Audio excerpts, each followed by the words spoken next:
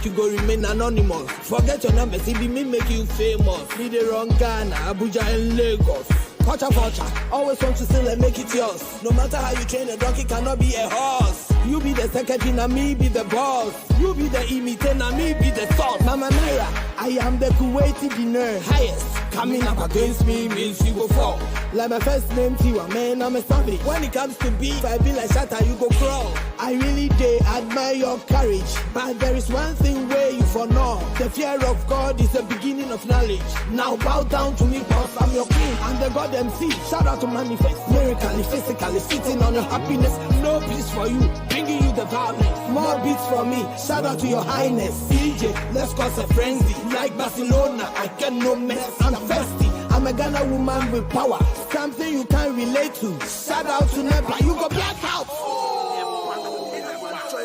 This battle you go back out. Over than the introvert. You know go fi stand out. Lash out at the school you. Veggie hand out. I be the original. Everybody know it be factual. Ivy. Poison Ivy. Ivy. Poison Ivy. Ivy. Poison Ivy. Ivy. Poison Ivy.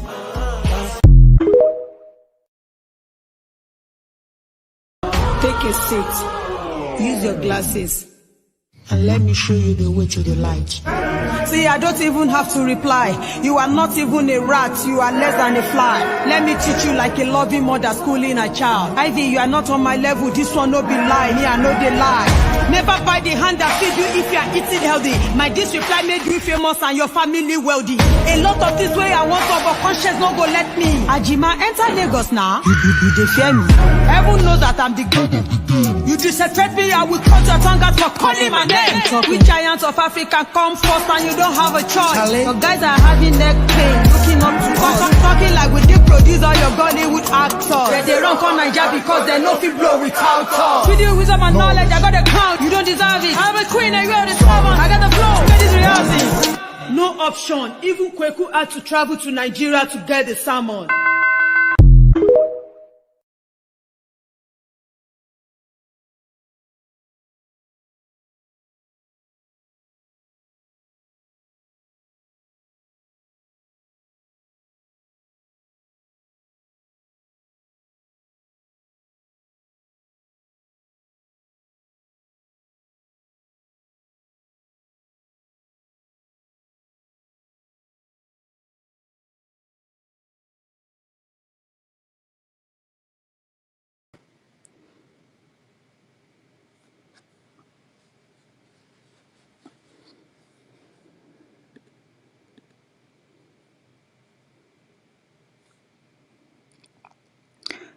Okay.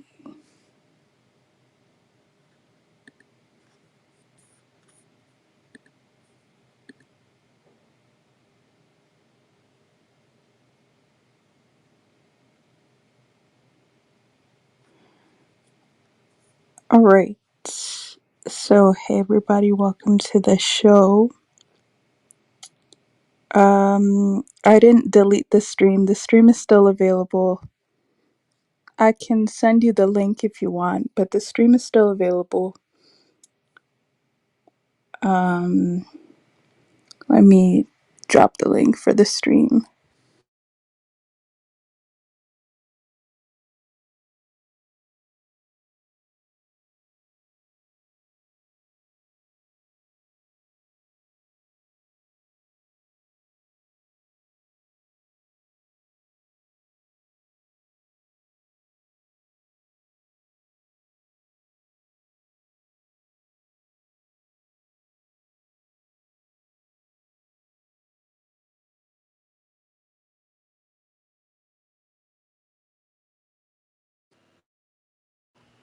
Okay, so that's the link to today's earlier stream. Alright, so that's the link in the comment section. So today, or right now, I guess, I wanted to talk about North Africa and our sub-Saharans welcoming of North Africans, or how do they generally feel about North Africans? To me, I'm more so, I'll say I'm indifferent towards it. Like, I don't really. Okay, when I say that I don't care, I'm not saying I don't care about North Africans, but I don't talk to them on a regular basis. You know, I've talked to an Egyptian once in my whole life, and if that person didn't tell me that they were Egyptian, I would have had no idea. I would have thought that they were Jordanian. So I'm just like, I'm so far removed from North Africans that I just don't have any strong positive or negative opinions towards them. So I'm more on the indifferent side, which means that I clearly don't have negative opinions towards them. It's indifferent. I don't know. You know, I don't have anything historical to go off of. Now, people will say that the current North Africans they're not supposed to be there, they're invaders, they're this, they're that, they're not the original North Africans. But to be honest, in a lot of these countries, the people or the descendants of certain people who are there today, with that logic, would not be the original people either. There were various migrations, there were various communities who also got invaded by other communities. So I guess to a lot of people's logic, if you got invaded by somebody else who's African or black or whatever, or black African, I should say, that's fine. But if you got invaded by somebody who's not black, then all of a sudden, you know, that's where the line is crossed. That's where, you know, there has to be a problem and people need to be moved out of somewhere that they lived for hundreds of years. You know, they're not the ones who did the invading, those would be their ancestors. So I'm not sure where this whole thing of, like, let me punish you for what your ancestors did. I don't know when the line will be crossed. I don't know when the line will be drawn, because a lot of people here, their ancestors, right, maybe didn't do things that were that harsh or that bad, but not, we all know that the ancestors are not perfect collectively, right? So if we know that, then we know that some people are related or inherited, I guess, some evil karma for what their ancestors did. Now, should those people in the present generation be held accountable for something that they had nothing to do with? You know, and then people will be like, oh, well, these people are complacent and they're not trying to wrong the rights of their ancestors. Why should someone right the wrongs of their ancestors? Again, how is that fair when they were born in this generation and they had nothing to do with it? This reminds me of the whole Queen Elizabeth argument, right? I get it. People were mad, or I guess fake outrage, at the British monarchy, right? They were like, the Queen is the most evil person in the world. When, if you actually look down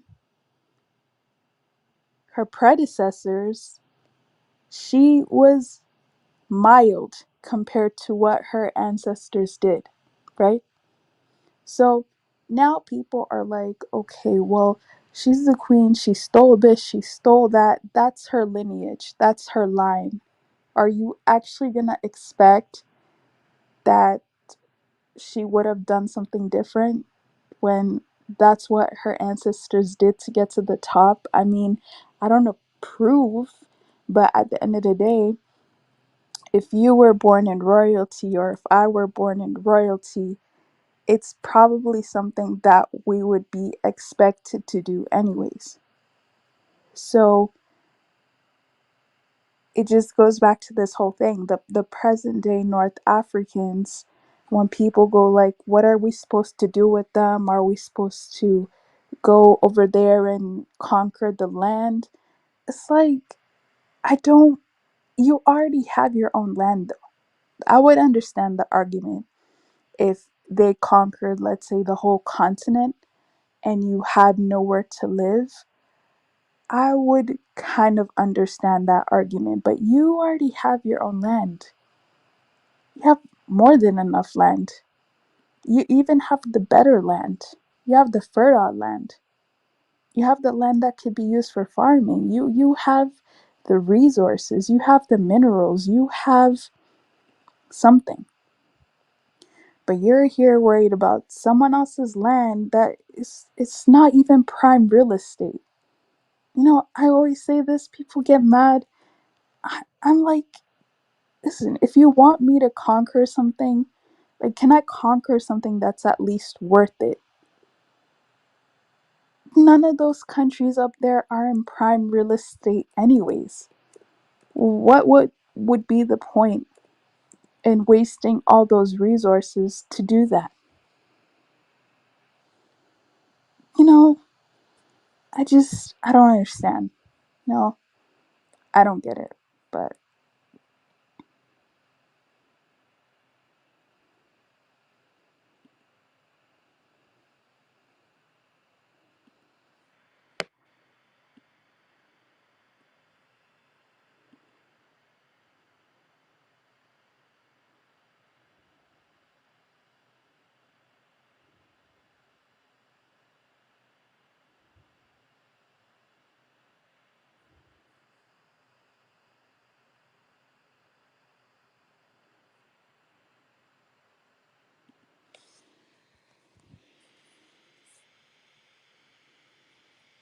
with the point being here is that, again, the point being here is that I get it that they're at the top, they're closer to the Middle East and all of that, but we already have coastal regions. We already have other trade routes. We already have multiple trade entries as compared to their, like, what? I think it's, yeah, there are 6 countries. We already have more trade routes. We already have more ports. We already have more everything. So it's like, I really don't understand what this whole, I guess, this whole obsession of trying to get back what you lost. I don't really understand what that obsession is, you know? And to me, it's really interesting how people want to focus on going back and getting land back, but they are not even able to handle the land, the current land mass that they already have, right? They haven't mastered how to handle that land, but they're here talking about they want to go and get someone else's land. And the question is, are they going to do better than the North Africans? Are they going to do better than them? Because we could, like, talk about how bad they are, how they're white, when, I mean, they're multi ethnic, they're not just white. But we could talk about all of that, right? And the thing is, in as if you look at, even if you just, last time we were looking at the top 10 GDPs of Africa, North Africa consists of 6 countries.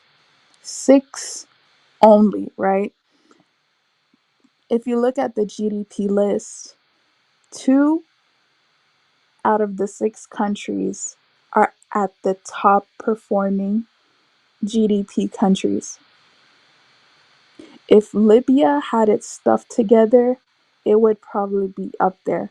So that would be basically half of North Africa doing very, very well as compared to sub-Saharan Africa, whose 48 countries who are not doing they're doing okay, but they could definitely be doing way better.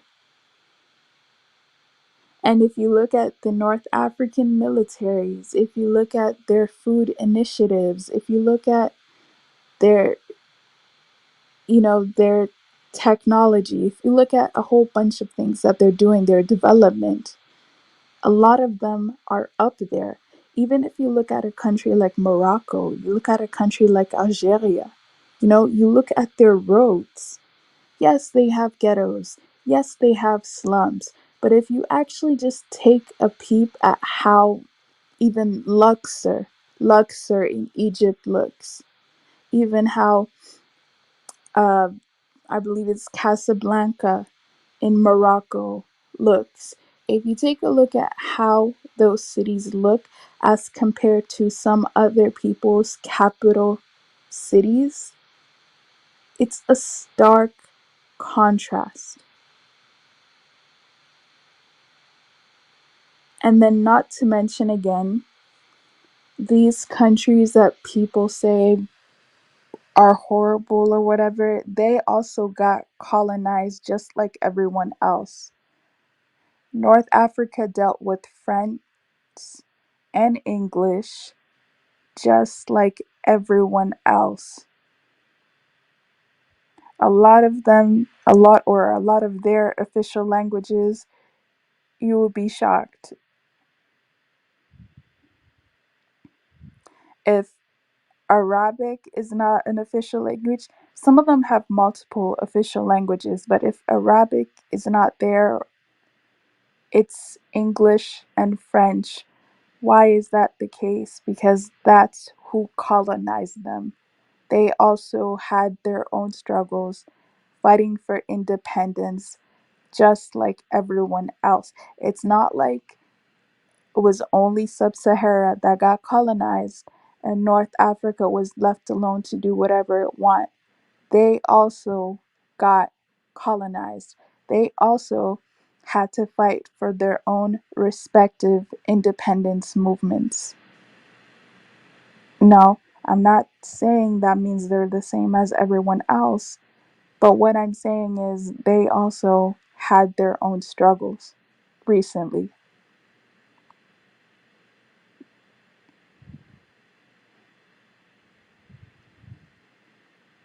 And in the case of some of those countries, they were not only trying to fight off Western um, Western ideology or Western involvement, but they also had to deal with the fact that, they also had to serve in the Arab League or have Arab interests. And if they were deemed to be too liberal, they would be the enemies of the Arabs or of the Gulf states.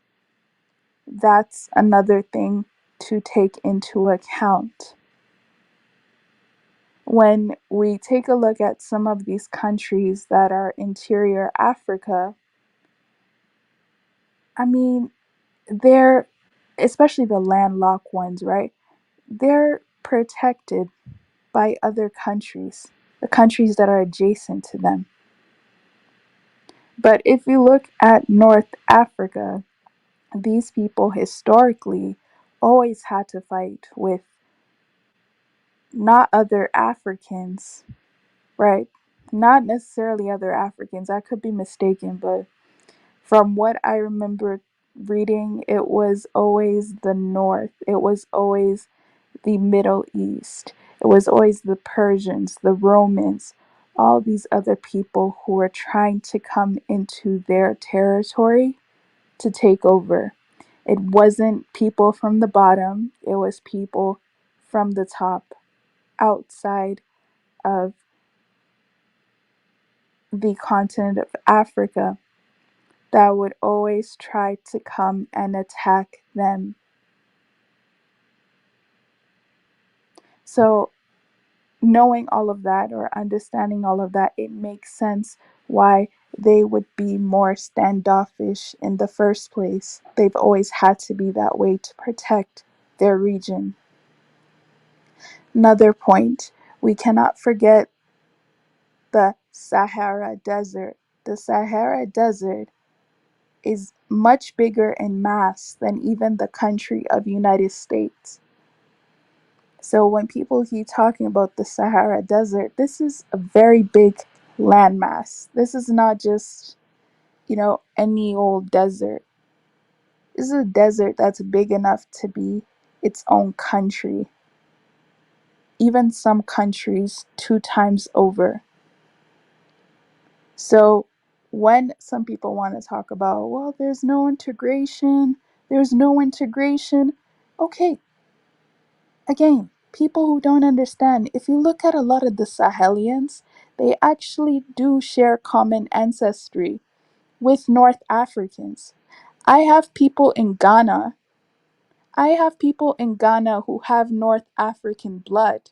Now you might ask me, wait, how is someone so black? How is someone so dark? And they have North African blood. It's because they have Chadian, they have Malian ancestors who came down into Ghana, and those Chadian or Chade, let me just say Chadian, those Chadian ancestors and Malian ancestors had blood that was tied to North Africa. So now you're telling me somebody like that who is so black, and I'm just emphasizing the fact that they're black to make a point. Not that it's bad being, but I'm just saying you wouldn't expect somebody to who's that dark, does not have any Fulani, Chadian, Malian features to have North African DNA. You would not expect that, but that exists. Now, in some countries, right? In some countries, obviously you would expect that, right? But in a place like Ghana, especially in the deep south, you would not expect that people have North African blood. So you got some people on here being like, oh, well, forget North Africa, forget North Africa. Those were their distant relatives. So how can you now just be saying, forget North Africa, let's go there and invade, let's go there and do that? Those were their distant relatives.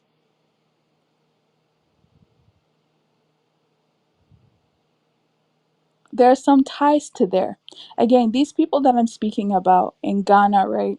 Specifically, let me just be specific about where I'm talking about. I know other Africans have this, but I'm only speaking from the person I know, right?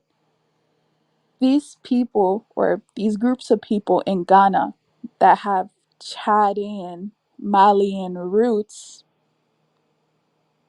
know exactly who came from Mali or who came from Chad. They could tell you, oh, it was my great grandmother, it was my great grandfather. These are people who they have in their mind. But some people just want to be like, oh, it's not a big deal. How can you say it's not a big deal when it's not your family?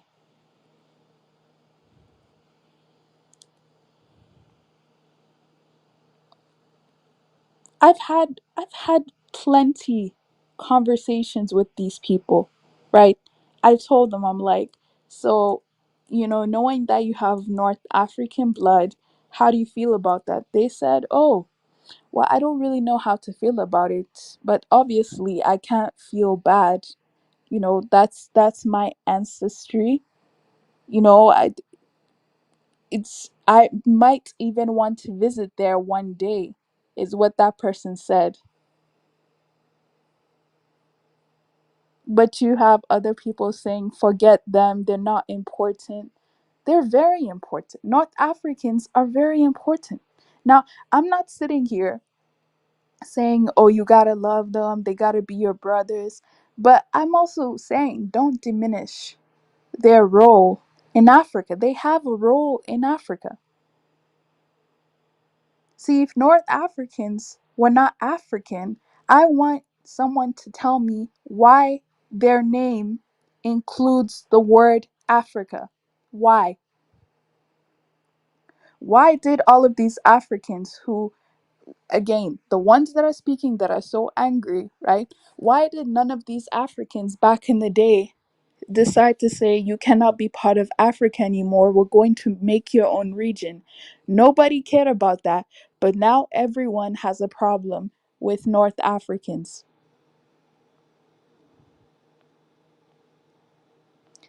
You let North Africans join the African Union, okay? You let them join all these continental organizations, but now you're saying, nah, we don't care anymore. No. Why did you do all of that? Let me just play a quick clip and I'll be right back. I don't think you should ask that question to a woman.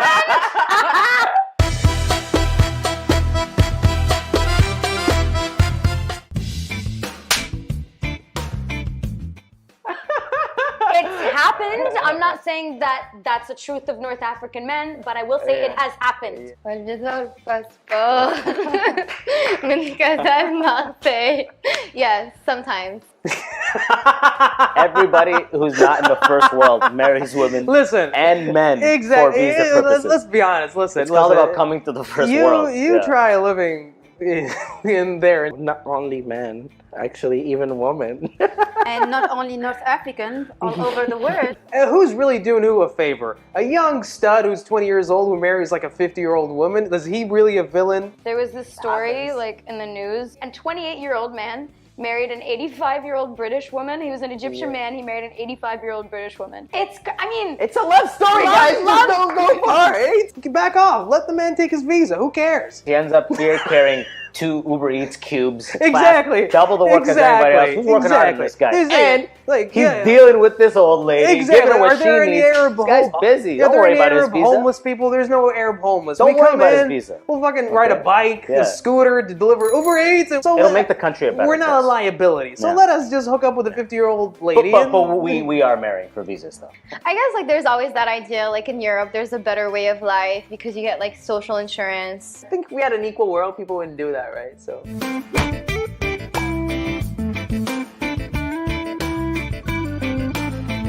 It's a really hard conversation and discussion. Egyptians will say they're Arab all day. Moroccans, they got the deep in French. They would say they're more Arab than a Sudani because it's like a complexion thing too. Majority is Arabic in North Africa, but we have other ethnicities like Berbers. We have like almost 60%. The real truth is that we are Berber because we were here, like before that Arabs. You really are ruffling some feathers right now. Yeah. And I'm this is not the question. I'm just gonna hold you accountable for anything that happens.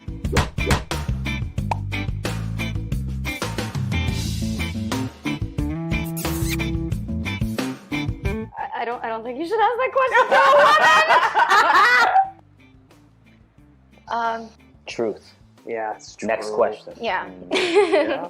Yeah, definitely. If we're talking, like, there's a large percentage of them are, in my experience. I agree. I don't think it's their fault. I think they have to be that way. They won't let the woman take the errands, for example. Stuff like they don't cook. It's for women. The macho stuff is in there deep. The kind of like ownership stuff in relationships is in there deep. Yeah. They're very like possessive and they get very jealous. So it's like if you have other guy friends or stuff, it's like, who's this guy? Why are you going out with him? But I think other than that, they're good. They're very spoiled too. Yeah, I just think there's a lot of pressure for men to deliver results, deliver money. Sometimes becomes very toxic. We need to definitely like encourage vulnerability in North African countries.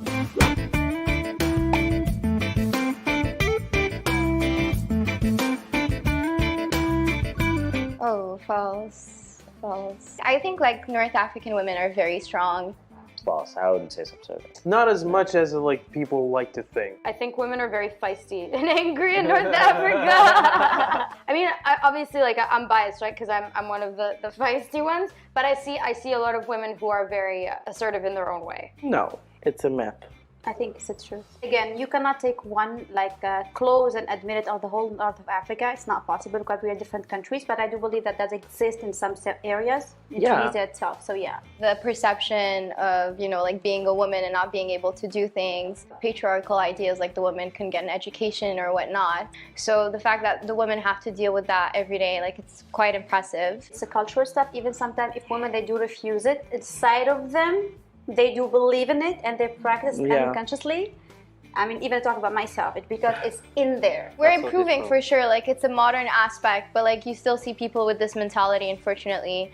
Women are kind of more focusing on their career and kind of prioritizing that over marriage. It's not as bad as it used to be. Yeah, like female doctors are super common in Sudan. Absolutely. Super common. A lot of cities are governed by women. That's like in the previous elections. This is why there's a lot of divorces there, because women know they know their rights right now.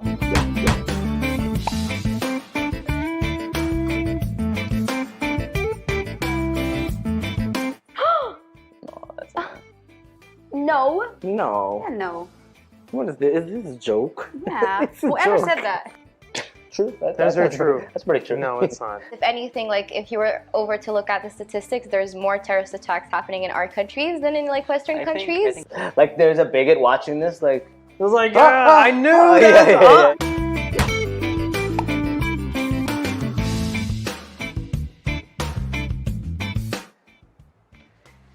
Yeah. Both. I would say yes, they are white, but not all of them. If you go to the north of Morocco, they're very, very white. They have those gorgeous green, blue eyes. In the south, you'll find black people. The more you go south of Morocco, the darker you get. I call myself brown, but we're not brown. No, I think it's a myth because North Africans come from so many different backgrounds. Like my dad's family have a Turkish descent. My family too.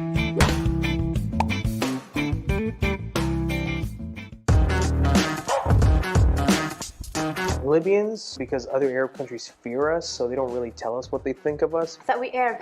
Within the Arab community, sometimes they think Moroccans, we're not Arabs. I was talking to someone who was Canadian. He was saying, yeah, I would never hire an Egyptian person for a job. And I'm like, why? He's like, you guys are too emotional. Listen, yes, we're emotional, but we're very hard workers. For Sudani people, it's definitely the laziness, not driven thing.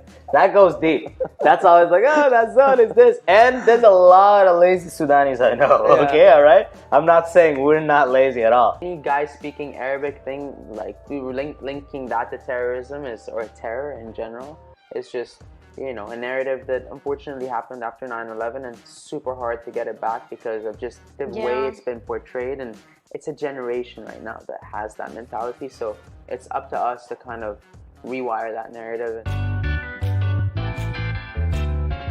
The Western Sahara is ours. We are so fun, and we party harder than anyone else.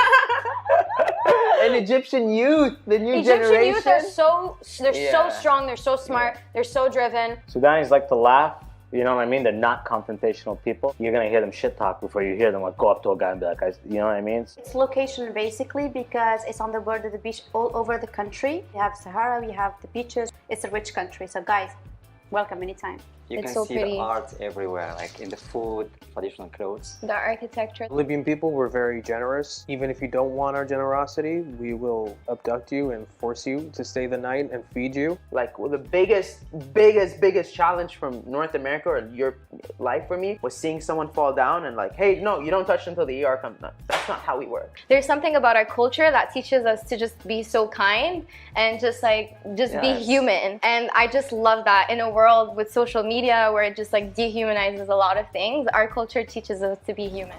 Hey guys, I hope you enjoyed the newest Truth or Myth. This one was all about North Africans. You have been waiting for this one for a very long time, and I know some of the questions were quite difficult to tackle in a 10-minute video, so I would love to know your personal opinions about it. Don't forget to share it, to like it, to subscribe for more on dating.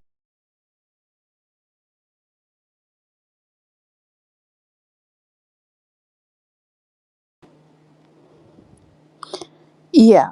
So welcome back. But to get on to again the North African independence and colonization movement, Nick is right. A lot of people died in North Africa. See, this is the thing, right? People will sit here, right, do panels and call North Africans white. Well, if they were actually white, or if the white people saw them as the exact same, that there's no difference at all, why would they go there and do whatever they did to them? Why would they go there and have a problem with them if they saw them as the exact same as the British, if they saw them the exact same as the French?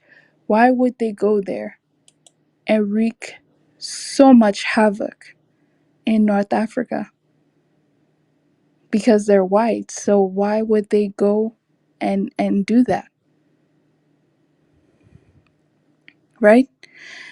Anyway, they have different people. They have Berbers, they have Amazi, they have, of course, they have whites, like they have Europeans who migrated there. They have, I guess you can say, Arabs. They have blacks. They have everything up in North Africa. So it's actually not just one race or one group of people that's there. It's mixed. It's a mixed society that is up there.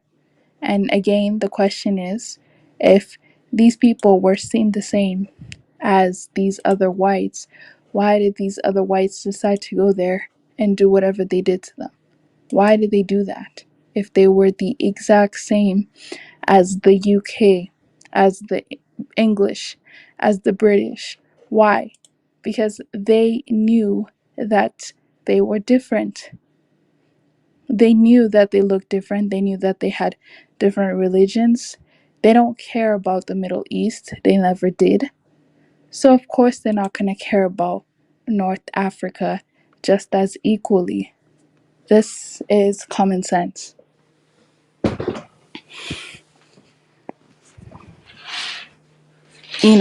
Again, I'm not here saying that you have to like them, you have to love them, but the unnecessary hate, I really wonder why it even exists, because most people in here have not interacted with North Africans. I know that they haven't.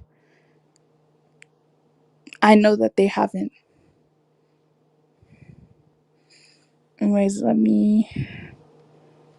before I get into it again, let me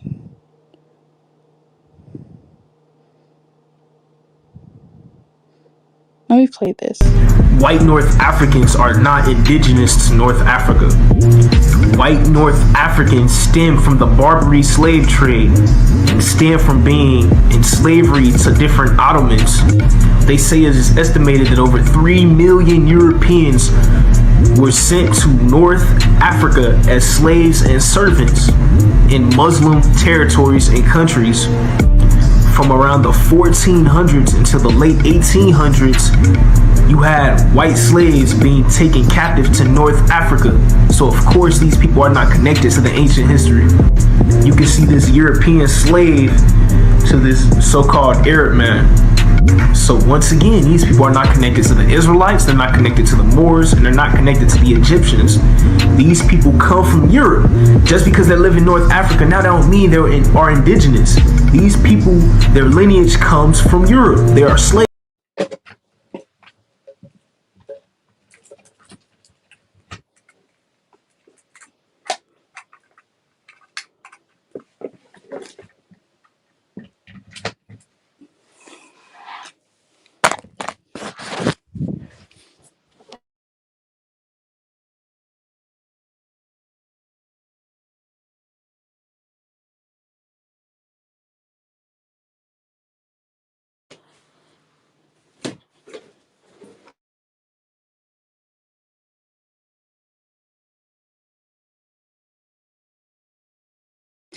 So for some reason, again, people are so hell-bent, right? They're so obsessed with having a problem with people who have slave ancestry who are white. I mean, that even make that even makes it even better. Actually, that makes the whole argument even better.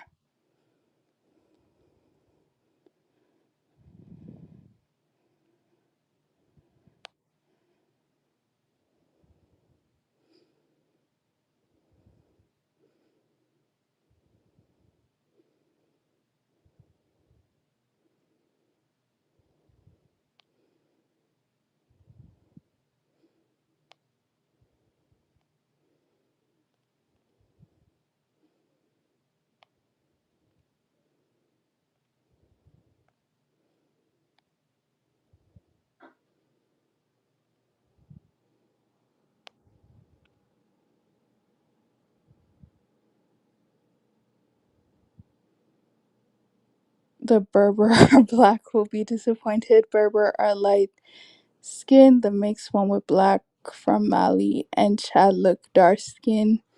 And there is a lot.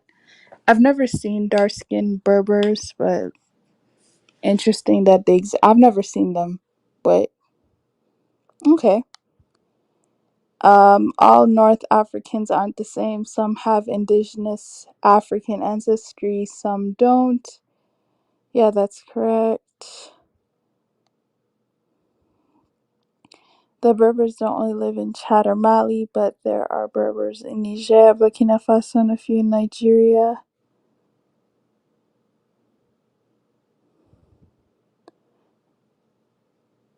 I am saying their most dominant places were they part of the governments. I guess you've never been a friend to a Tuareg. Okay, but yeah, back to the topic. What is the problem here with people just acknowledging that North Africa is different and it's a part of Africa that's also very historically significant? It doesn't mean that you have to go over there. I mean, I saw some videos of Algeria and Morocco. They looked okay. They looked all right. Not my style, but for the conditions and the terrain that they're in, they looked okay. They looked not that bad.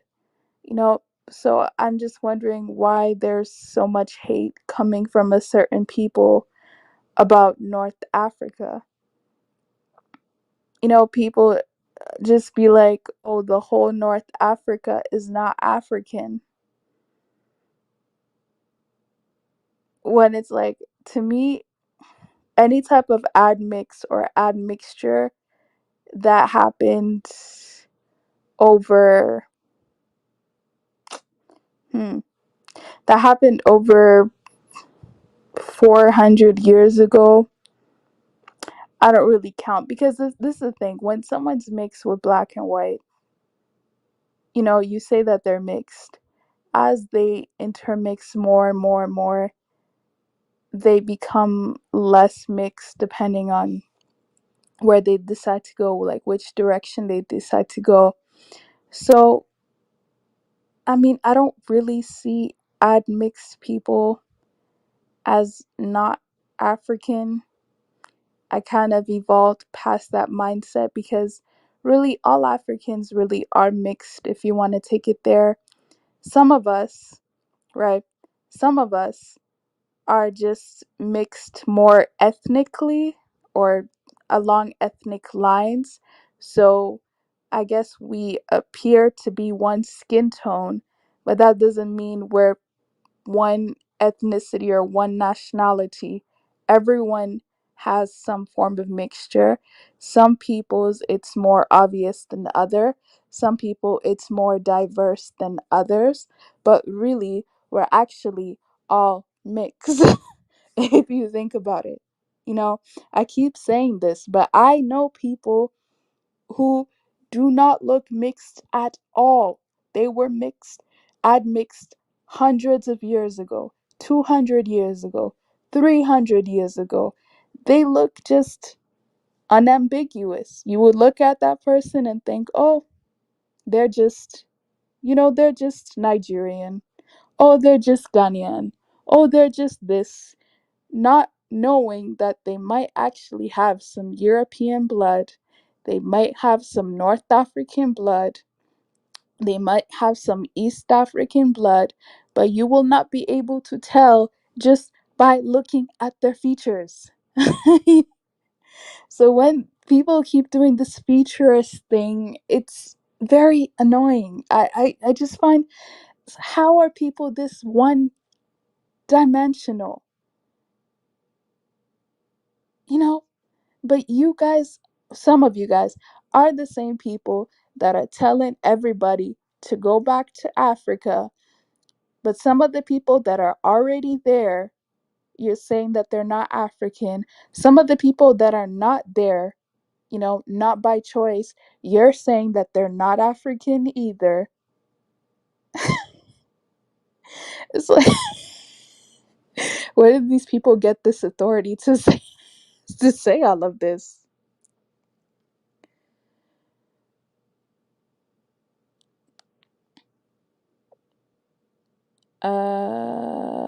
Okay, so this is one video here as well. It's only 1 minute, and this is the video here of North Africans making fun of Middle East, right?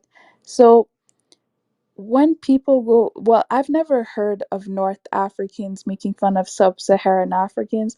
I'm aware of the slave trade that happens, okay? I'm aware, but again, that slave trade that happens, I'm sorry to say this, but the people who choose to go to Libya and all these other countries, they know it's not safe, and they are warned multiple times, especially when they get there, they get on the boat, they're warned that, hey, this is not safe, and they still decide to go anyways. So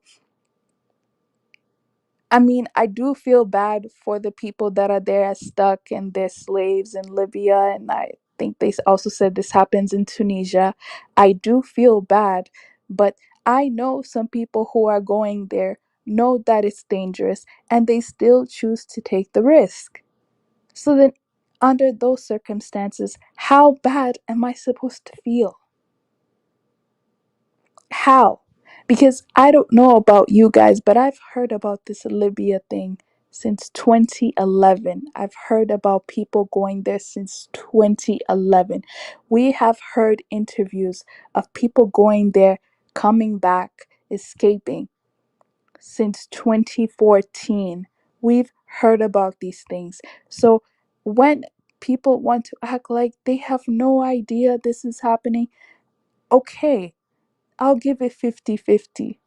I'll give it 50-50. Maybe some people generally don't know, but there are people who still decide to go through this route, know that it's dangerous, and they still decide to go.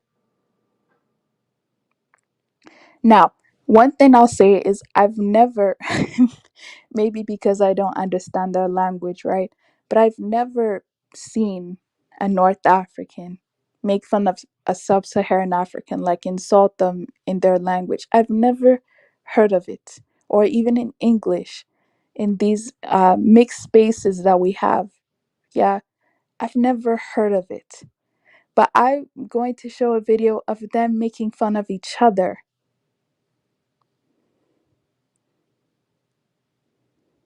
Baby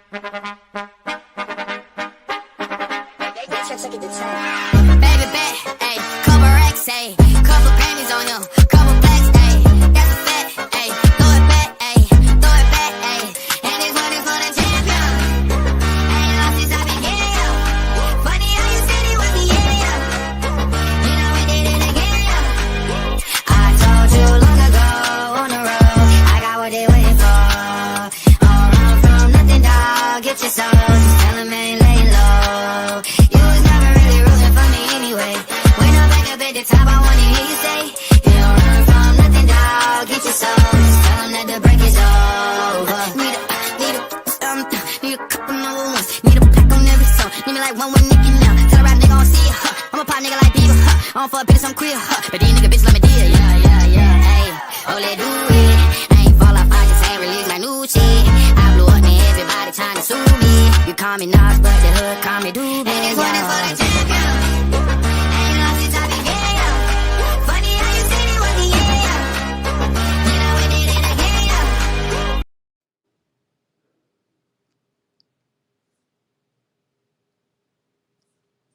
Okay. All right. So in that video, right? And I hope nobody's a crybaby and go like, why did they mention my country? Why did they mentioned Middle Eastern countries too, so you can relax, right? You can relax. They've only mentioned, I think, maybe 3 or 4 sub-Saharan African countries. But most of them were Middle Eastern and North African countries that they were making fun of. So you can relax, right? Now, what I wanted to say again, if these people, make fun of themselves more than they make fun of sub-Saharan Africans, then why are sub-Saharan Africans crying? Why do some people always want to be the center of attention?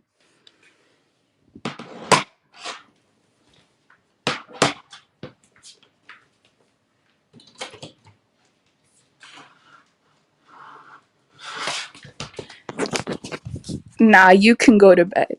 You can go to bed. You can go to bed. You don't have to be here. You can go to bed. Good night. Thanks, Mikita channel. Thanks. Oh, okay. I did have one more video, but I think I'll wait for that. They say that about essay all the time, while essay is literally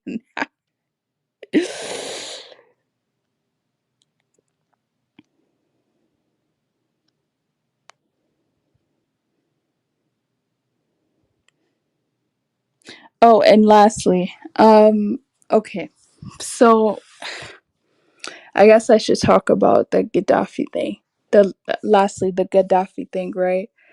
Um, I do agree that maybe Gaddafi did become more Pan-African after his Pan-Arabism did not work.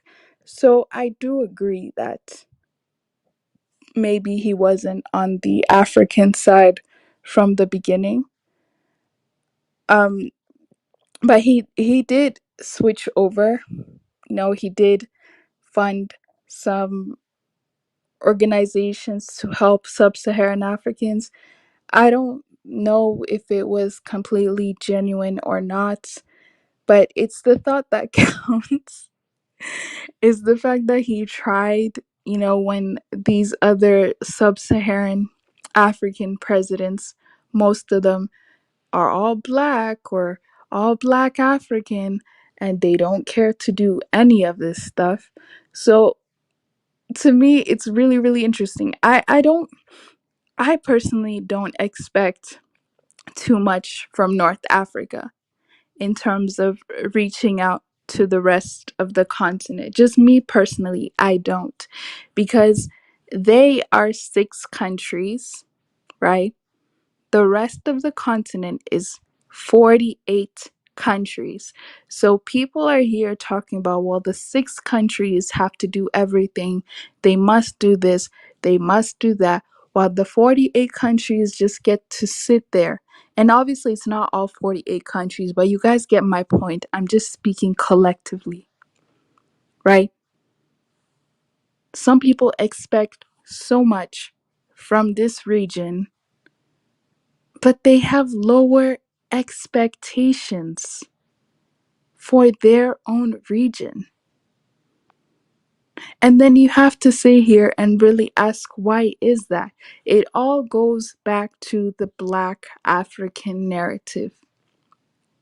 There was a panel not long ago on Kaiser's channel, and there's a guy here that is half Egyptian, half Sudanese. The way that he was treated on the panel was so disgusting. Everybody was like, is this guy white? Where does he come from? He explained multiple times that he was Egyptian and Sudanese. Multiple times. But people were there, making fun, and some were throwing insults. Some of them were saying, hey, you are the reason why stop enslaving people, like just making so much fun of him. And then I was sitting here thinking, well, if this is how you treat North Africans on a panel, then please do not sit there and complain why they don't participate in these panels. Don't sit there and wonder why they don't participate when they do come here, you automatically want to focus on the skin tone, not listening to what the person has to say. I would understand if the guy came on here and he was speaking, racist stuff, or if he was speaking superiority stuff, and then you wanted to defend yourself. I would understand that. But the guy didn't even come on here with anything like that. Anything like that. In fact, that Sudanese Egyptian is one of the most pro-black guys on here. And he would technically not be considered black, but he is a pro-black, right? No, but instead of taking that into account, people just wanted to focus on the skin tone. Oh, he must be this, he must be that, not listening to what he has to say. And I'm wondering, where does all of this come from? Where does all of this hate for North Africans, where does it come from? I don't understand why some people just cannot feel indifferent towards it. There's no hate, there's no love, it's just there. But automatically people just have this such a negative connotation with North Africans. And I get it. Some people might be saying, well, I don't see the North Africans on here doing live streams about connecting with the rest of Africa. I understand. But again, why would they sit here and do live streams about connecting with the rest of Africa when we have people from other countries constantly making fun of them and calling them white? Why would they then be like, oh yeah, let's connect? Why would they want to connect with you if they don't even feel welcomed? Why? And then you sit here and ask, why are they part of the Arab League? Why do they relate to Persians more? Why do they relate with Saudi Arabians more? Why do they relate to Qatarians more? But they can't relate to people from the same continent. It is, to me, it's just the delusion. It's just the delusion. It's just making all these inferences from out of nowhere, not taking any personal accountability for your actions and for the way that you speak and for the way that you treat others, but then expecting them to give you this outcome that does not make sense.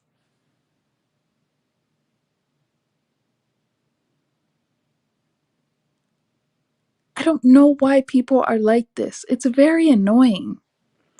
And for everybody, once again, for everyone who's saying kick them out of Africa, why don't you go to your government and tell them to kick them out of Africa if they care that much? Why don't you start and do something about it? If you hate these people so much, just go to their country and kick them out. Please do that. Because at this point, it's getting ridiculous.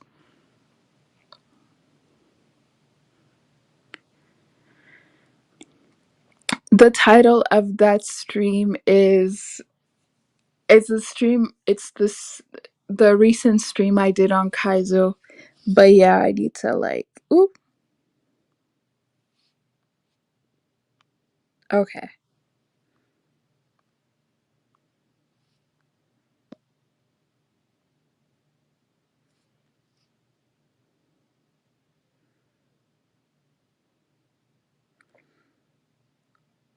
Gaddafi.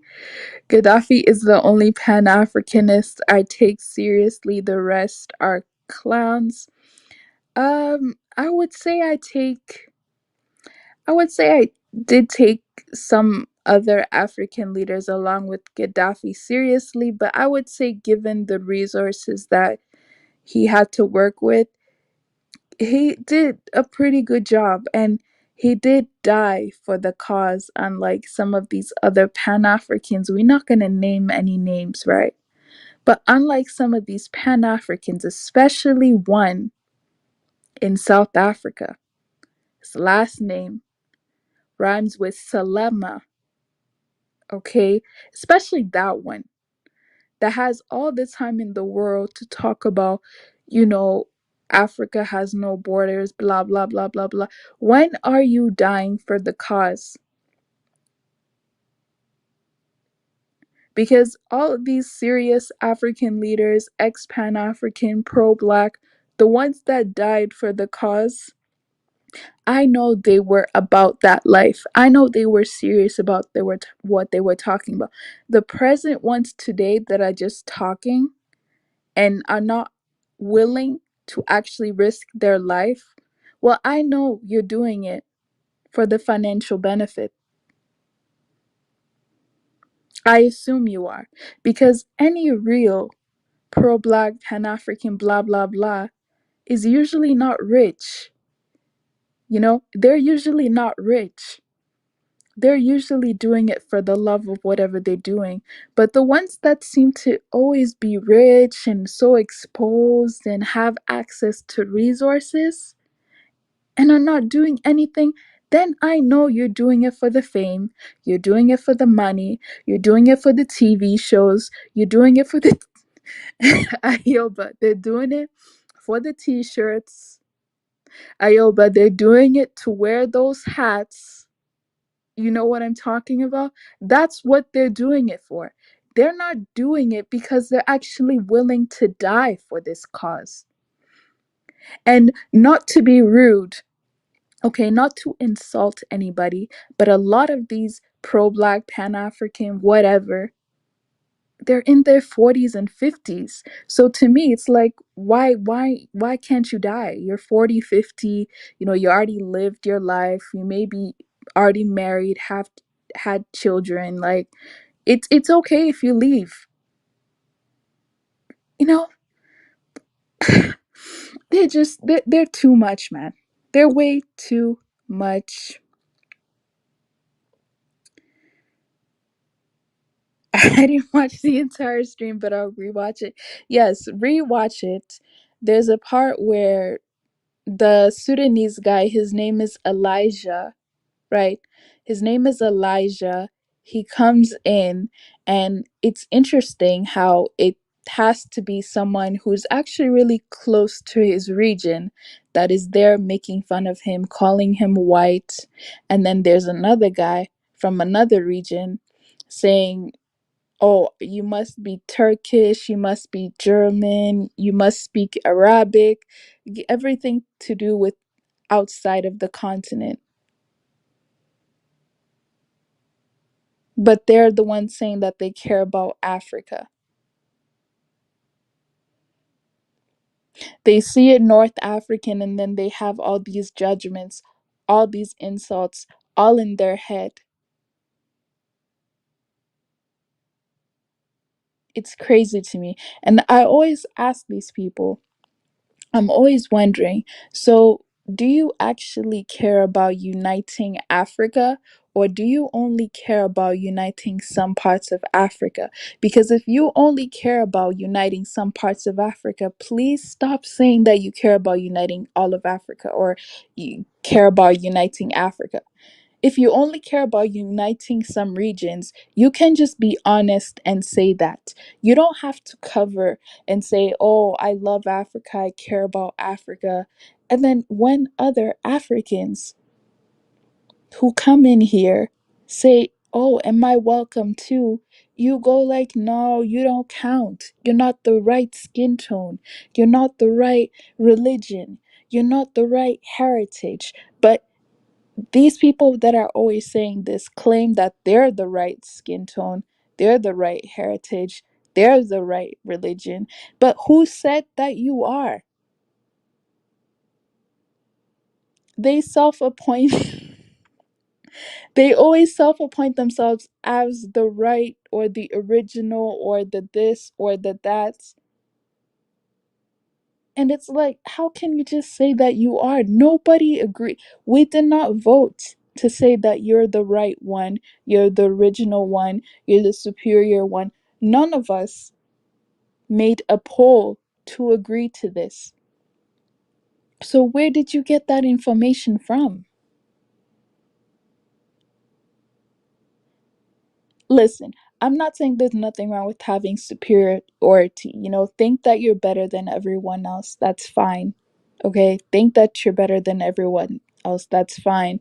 But when it comes to the greater grand scheme of things, if we're all Africans, we're all Africans, and we have to equally be all Africans. You could still think that your people, your country is in the world.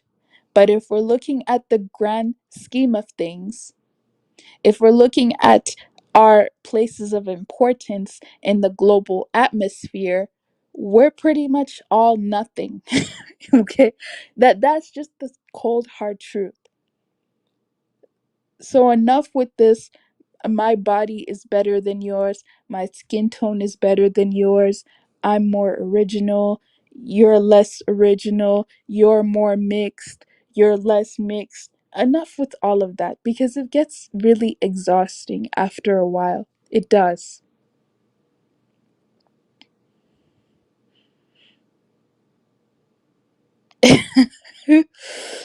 I don't think they actually care about those people or see those people, if you understand.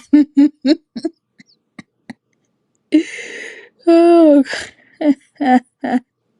yes, they are. It's very, very interesting. These people are so, man. I know racist is the wrong word, but that's just the word that I feel like using to describe these people. Seriously. So close minded.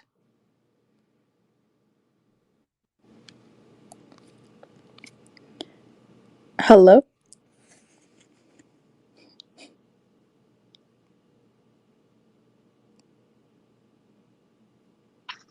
Hello. Hi. Hi. How are you? Not bad, thanks. Yep. The program is really interesting.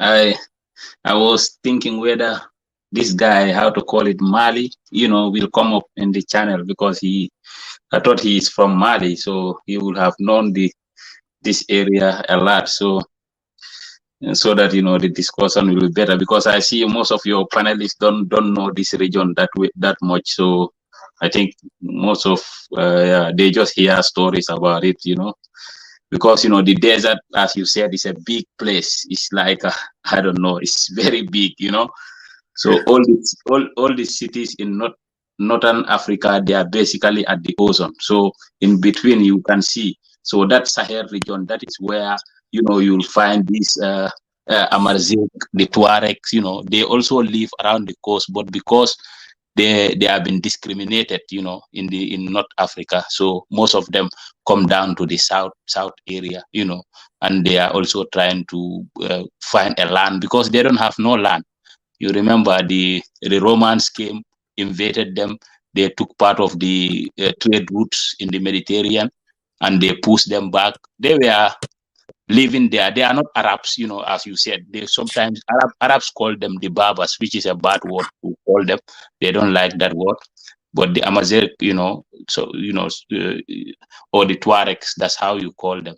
So I have and also, when the Arab came, they took over this area from them. They banned their languages.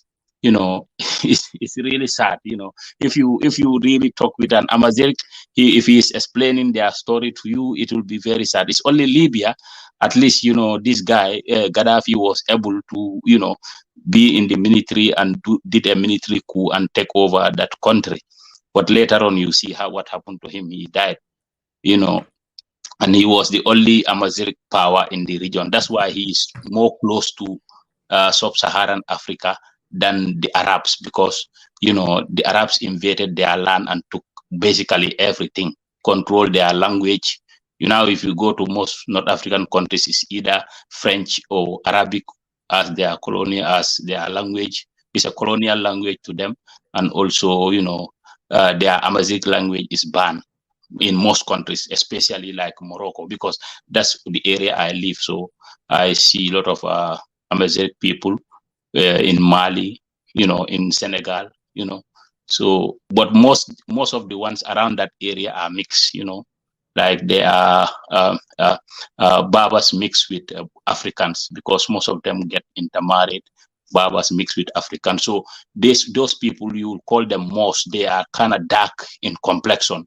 So people also give this misconception that Berbers are like black people. No, they are not. They are light people, but for centuries they have been intermixing with black people, because that's where they share the land with, So they share this land with these people. So they have intermixed a lot. They are not up to a light. They are not light up to an Arab, but they are not dark. People also. They are like in between. Yeah, those are the Amazigh. But I would like people who like this guy. What is his name? Mali. I thought he knows that area, because he said he is a mixture of Amazigh and a Serel.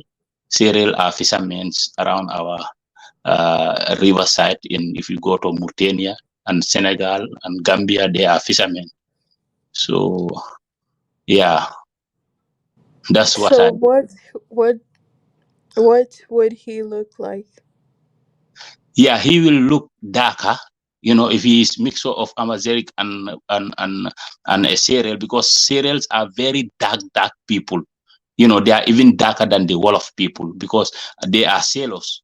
If anywhere you go, they live around the riverside, like the Ozone. They do swimming, they do, fishing. Basically, all the fish that are consumed in Senegambia region up to Mauritania is all produced by the Serel tribe. Yeah. So, and they also do wrestling. You don't see this Senegalese wrestling, this boxing wrestling. Yeah, exactly. Most of them also do that. So that is basically their profession. Yeah, mostly involved in fishing. Yeah, so that's why I wanted him to come, at least, because if he is a Serel, he'll be able to speak to me in a dialect, so I'll understand at least, but he said he could not speak. He is more close to Bambalike. I can also speak that language, and Fulani. I can speak that language as well. So that is the thing.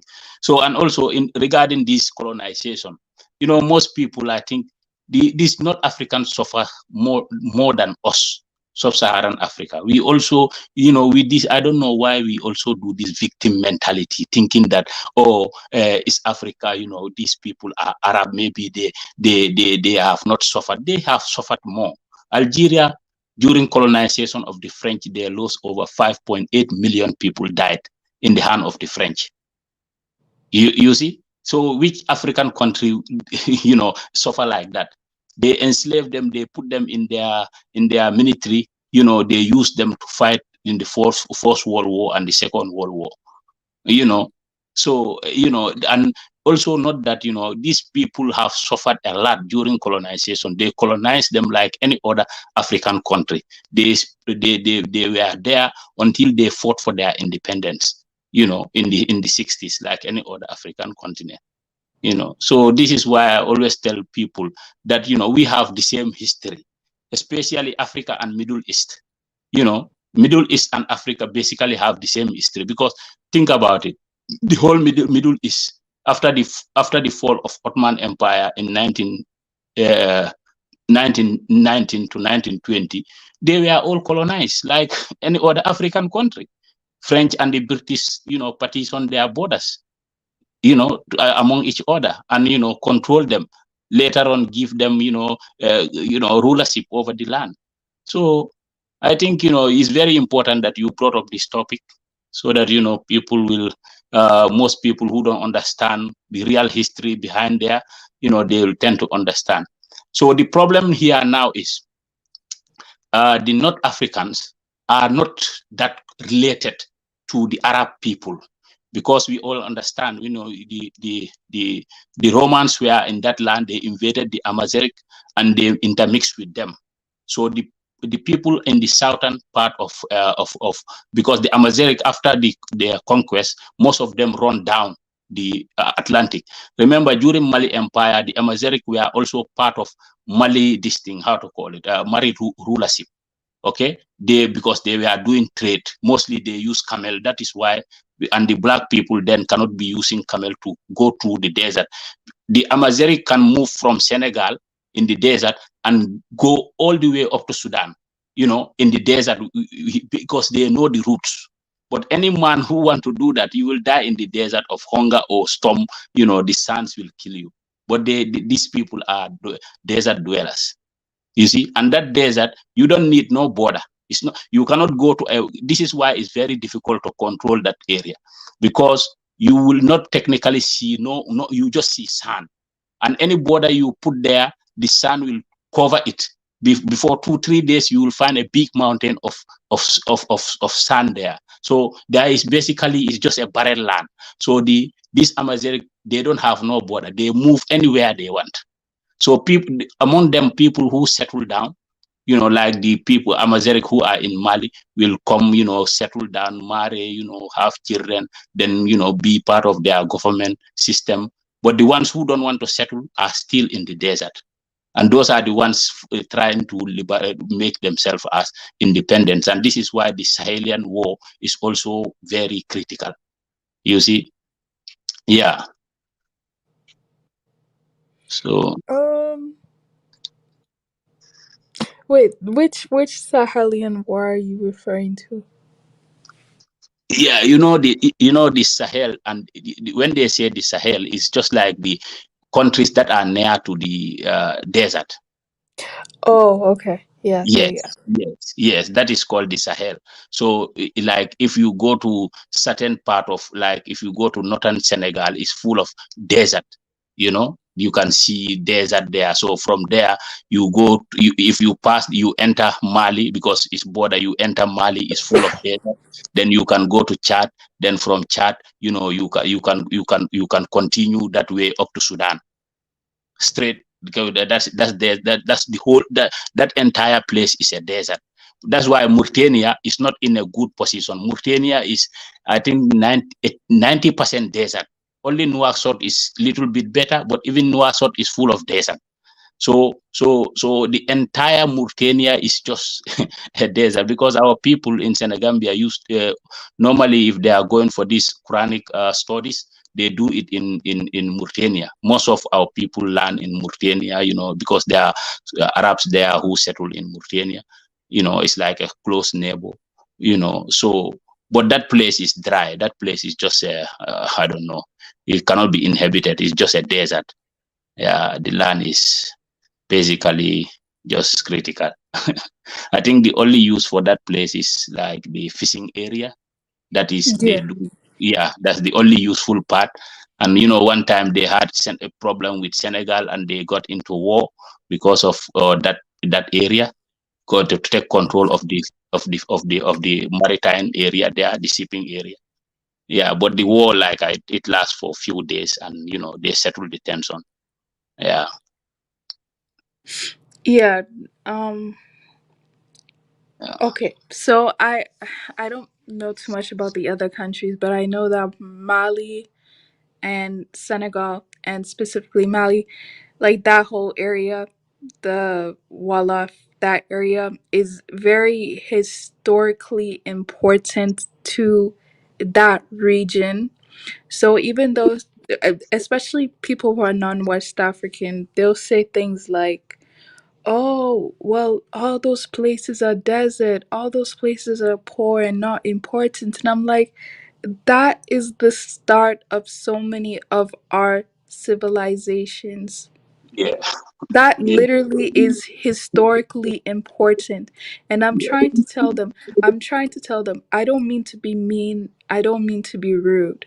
But other parts of West Africa are not that historically important because they don't have historical sites, right? They don't have ruins, they don't have records. So it's Yeah. not that important. But Mali, Mauritania, you know, well, the whole like Mali, Songhai Empire, all of those areas are extremely historically important.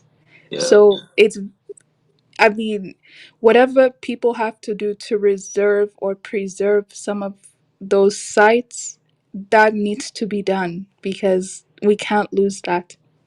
Yeah. Yeah, actually they are there because that's why I say, like, people, I don't know, people don't know that region very well, and I want to also people to go and see, because you know why, if you look at Mali, the whole population, like if you take 100% of the population, like 75% is in the south. So only 15% is in the north because it's just desert.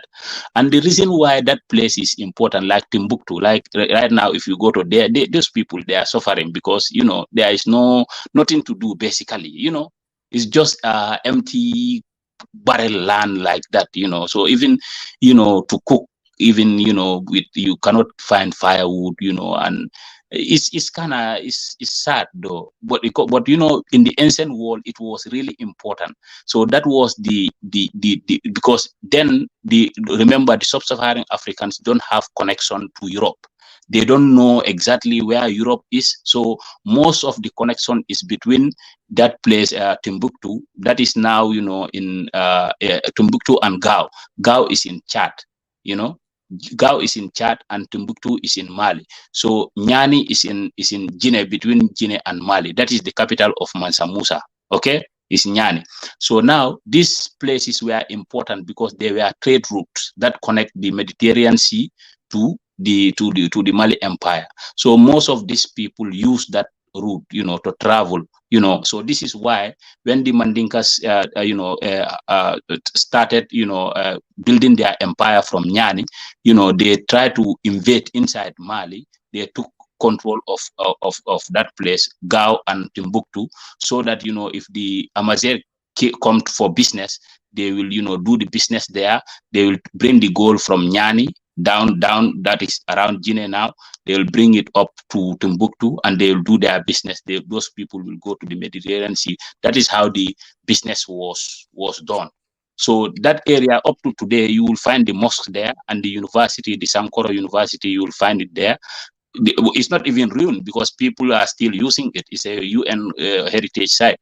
And also, if you go to Waslu Empire, if you go to the Soninke Empire, if you go to if you go to this place, Mauritania today, you will find their ruins also. The buildings that were there, they are still available for people to, to see. Yeah. So, as you said, it's very important. Historically, it's very important. This is the place where people fought for, in historical days, But most of the population want to live in the south because they want to do agriculture, but they take these control routes because they were trade routes for their business. So this is why some people, even go there to control that trade route. But basically, even if you go to Mali today, 75% of the population is around Bamako area, okay, coming down. So, and the northern side basically is nothing. So this is why these people who want to have their independence will just rush in, fight and go back and run in the desert. You cannot find them.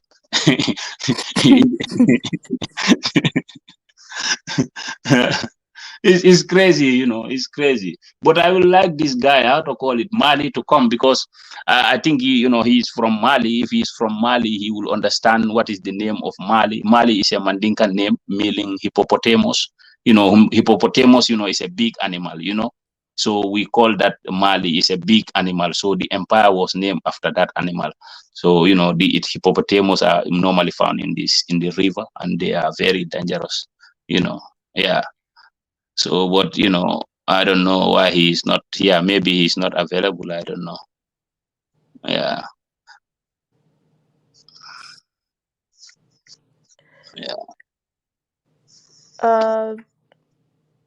So, okay.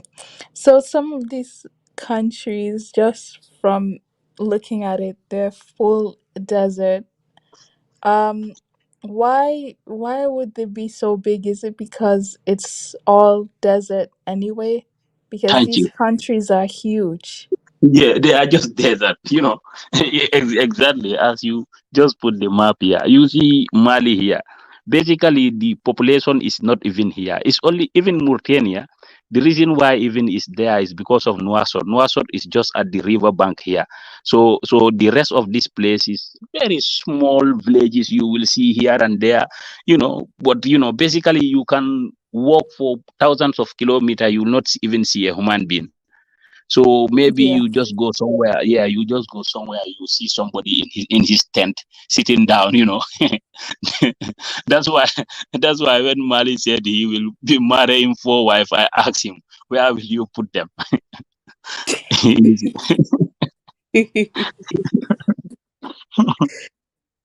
Because this place you cannot do nothing there, because like today, if somebody die in the desert, let me tell you how the desert work. If somebody die in the desert, just like let's say like 10 p.m. right now. So before you say 10:30, if you go there, you will never notice that even there are some dead bodies here. All of them will be full sand. You will not even notice nothing about the desert is serious. That is how bad that the desert is.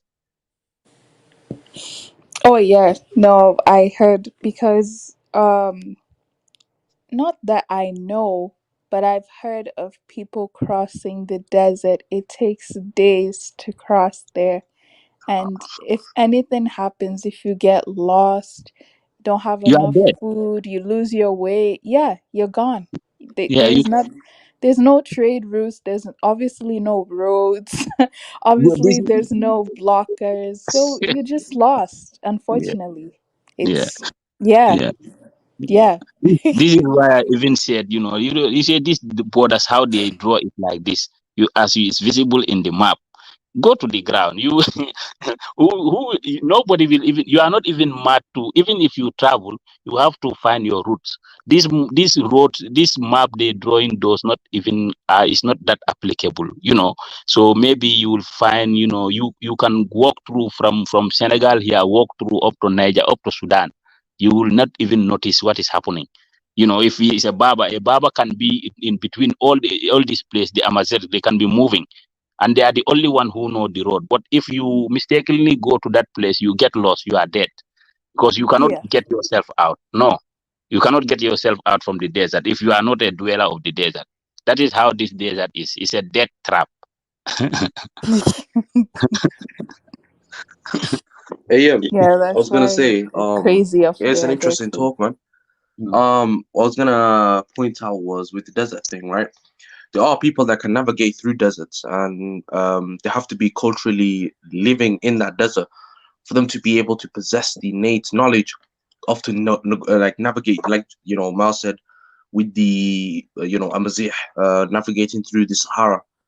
I mean, Morocco kind of claims part of the Sahara, and there's all that argument, but again, that's a whole different topic. But yeah, there are people that can navigate through deserts and coming from a desert country. Deserts are not that bad, to be fair. They're not.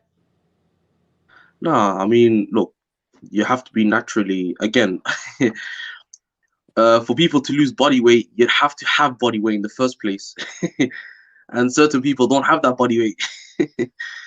But yeah, it's yeah, it's a crazy one, man. I mean, not everybody has the privilege of coming from lush green forests. Yeah, that's what I would have to say. So they're gonna have to navigate or, you know, adapt to the environment that they come from. You know, they were saying something also about I'll just say the desert dwellers. They were saying that um they have a different mindset or a different outlook on life as other people who I guess live in forest and jungle do. And at first, I used to think that was a stereotype, but that's actually is true. If you even take a look at some of these conflicts that are happening, I guess, in the Sahel region, you'll notice that they're actually more willing to die, they're more willing to fight for something, they're more willing to risk it all as opposed to some other people. And I guess that comes from just the environment that they're in. It's a tougher Partially, yeah. environment. Yeah. And Yeah, there's no. also the factor that with, you know, Africa, like let's say the people that do come from the green lush areas, they never had too many interactions with the outside world. So they never Yeah. interacted too many times with people from other maybe other continents, maybe further far away from distant side of the other side of or the other side of the continent. They never had too many interactions with people that have too much of a difference to them.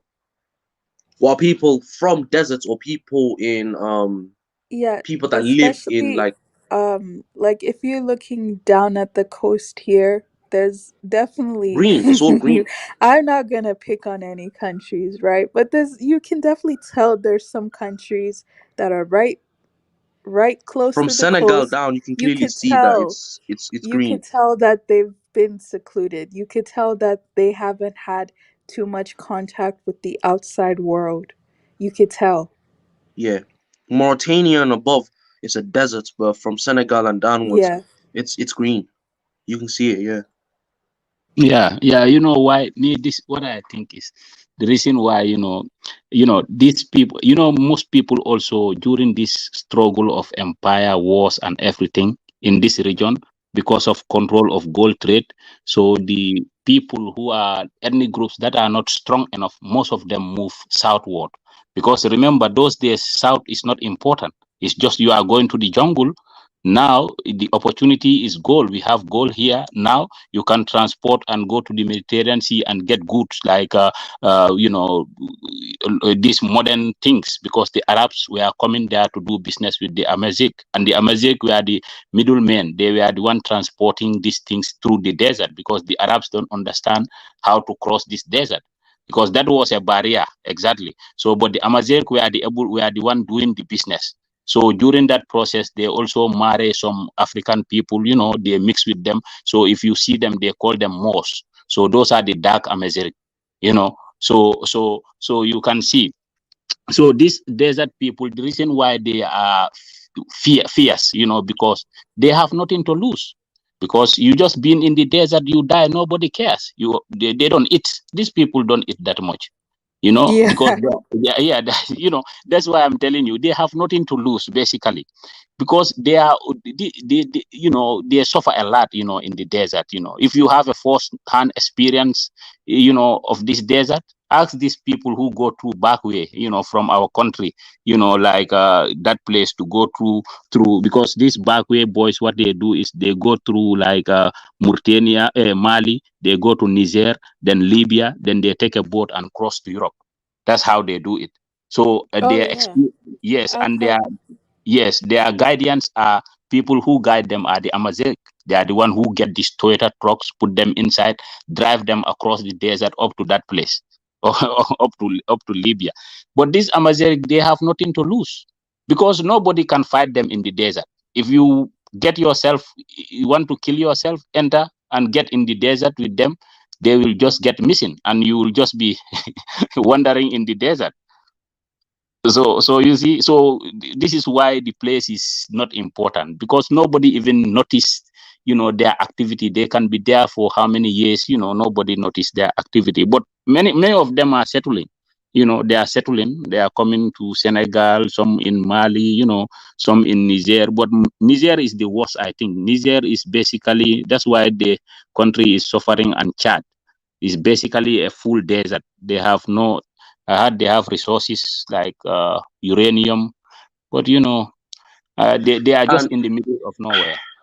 Mal, Yeah. there is some truth to people living in deserts having nothing to lose. There is some truth to that, but there's also the people that adapted. So adaptation comes part of living in a harsh environment.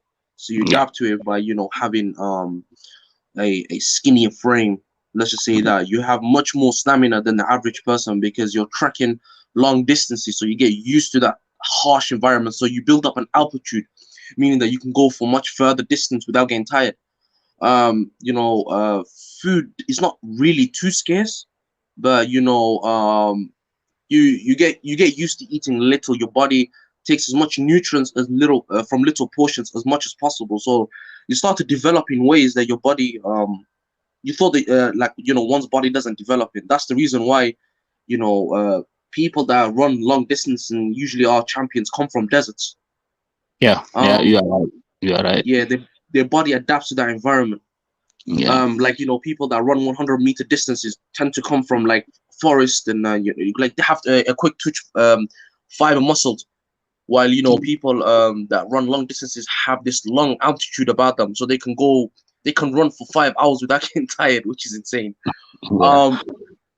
Yeah, man, that's what it is. Yeah, they do, these people. That's what I said. They don't basically have no food there. They have their own food. They grow there, in the desert. But these are very small areas that you can find food. So it's like this place is totally mixed. Especially the mixed pot of West Africa is Mauritania here. Mauritania with Mali. If you go there, you will see a mix of everything because you have a mix of Amazigh, you have a mix of Arab. You understand? So now these people now who are that mix, me, I call them confused people, because now, okay, I have one in my family. We have also mixed with Arab, but it's like one of our sisters married to an Arab scholar that came, and was teaching people in Arabic. We call them the Srif, So On the Africans mad. Huh? On the Africans mad because they always want to preach about Arab hate on here. So on YouTube scene, so. No. People who say Arab hate. Sometimes people should not hate Arabs because of what. No, it's connection. They are bordering any country. The Arabs are bordering. They must have mixtures there. Okay, so but like in Gambia, Senegal, and this place and Mali, we call them Sirif. Any clan that welcome them to come and settle and they get married there, so they will become that clan, because the people will not be speaking Arabic. Instead, the Arab man will forfeit his language. He will just be restricted in teaching Arabic, in Islam and Quran and Hadith, but he will not be teaching his language for people to speak. So now he will become that tribe over time. So the children, even these offsprings, will no more be Arab speakers. They will be either Mandinka, Wolof, Fula or Fulani or different tribes. So you can find them, but you can identify them through their surnames. Most of their surnames are Haidara. Haidara. If you see any surname like from West Africa, Haidara, know that one is a descendant of an Arab. Oh, okay. Yeah, I've Yeah. met somebody with that Yeah. surname. Yeah, if you see them, you will know them because they are lighter skin too. So I'm giving you that tips. If you see any like people speaking, you see their surname Haidara, Hydra. If from Mali up to Senegal, Gambia, know that they are Arab descendants. So that is how. So that means their parents were Arabs who came and intermixed with people and then but they will still have the feature. You will see them. Any surname you see that. It's interesting. Yeah. Because with the North Africans, if you look at their history, you look at what the Rashidun Arabs did, when they conquered the north, and they expanded the empire. They took over. They took over the north of Africa, and how because again, it wasn't just the Arabs that conquered the north. And if you look at before that, it was the Romans. And when they came to the Romans had this thing where they would when they invaded certain groups of people, they would write about them, just like they wrote about the Germanic tribes in Germany and England. They said to them that they were very barbaric people, and they also wrote the similar thing about the North Africans. Again, don't forget, North Africans at that time, they had no religion, they had no deen. They were people of sihr, so they would practice magic, and they would practice they would practice stuff of that sort. They would practice dark arts, and they would practice of that sort. So again, the Romans called them, and they had weird practices that the Romans called them Berbers. So or short for Barbars, or meaning barbarians. And then when the Arabs subjugated these, that's not a good word to use. When the Arabs conquered, North Africa, they gave them their religion and their families, or the family names, because when those Arab men decided to, because again, there was a lot of horrific shit done by the Rashiduns. I'm not gonna sit here and deny that. So they would happen to take women as concubines, marry them, and then they would give them their tribe, their lineage, their name. So that's the reason why some parts of North Africa identifies as Arab, because they are descendants. Their fathers was an original Arab who married a Berber woman. So you can clearly see the confusion that's happening in North Africa. Same with Egypt. Egypt over the years have been conquered by so many people that you don't even know what Egyptians are anymore. Yeah, you don't even know what the real Egyptians are. Yeah. Nowadays they're classified as Arab, but 1,000 years ago they weren't classified as Arabs. So you can clearly see that over time Egypt always changes narrative, just because of the amount of time it's been conquered. You can clearly see, and also the fact that even if you look at North Sudan, with Nuba, Khartoum and above, you can clearly see there's a discrepancy amongst people over there. Like if you want to talk about people saying that they're from the Ja'lin tribe, which are an Arab tribe, you can clearly see there's a discrepancy among there. So you can clearly see that the Rashiduns have done quite a damage to some sides of Africa. Yeah, I quite agree with you. Especially that's what I'm saying. Especially these regions now, like Mauritania. If it is the worst, usually, because you will see, this Islamic world like having concubines. So most of the people who live there have wives, but they have African concubines, like black concubines. So they can get up to 3, 4, 5. So they have. 4 is the limit, but yeah, they usually have 4. Yeah, so you understand. So if they have that concubine, no, I've been concubines, concubine, concubine and wife. Yes. Yeah. So we don't have to go there, but we are all Muslims. We understand. So this concubine thing costs a lot of shit. They will have like a lot of mixed kids there. Who now will identify themselves because that's the tribe. That's the only tribe they can identify themselves Arab. But actually, if you look at them, you see them as African. The same time, you see them as Arab. So you don't know which is which. You understand? So these surnames, I tell you, it's like the Sudanese. I know. Okay, look, I don't want to put shame on my Sudanese brothers, but I do know a couple of Sudanese brothers which I do interact with, and one of them is apparently from the Ja'lin tribe, and I did speak to him, and he did show me his lineage. And this brother does not look Arab. I can tell you that for sure. Exactly. But you can clearly see. Again, look, there's 2 types of Arab tribes or Arab people. Like there's the original Arab, and there's the people that have been Arabized. So you always have to put those 2 into 2 categories. There are people like the North Africans, some East Africans that claim to be Arabs, but they've been Arabized. That's the fact.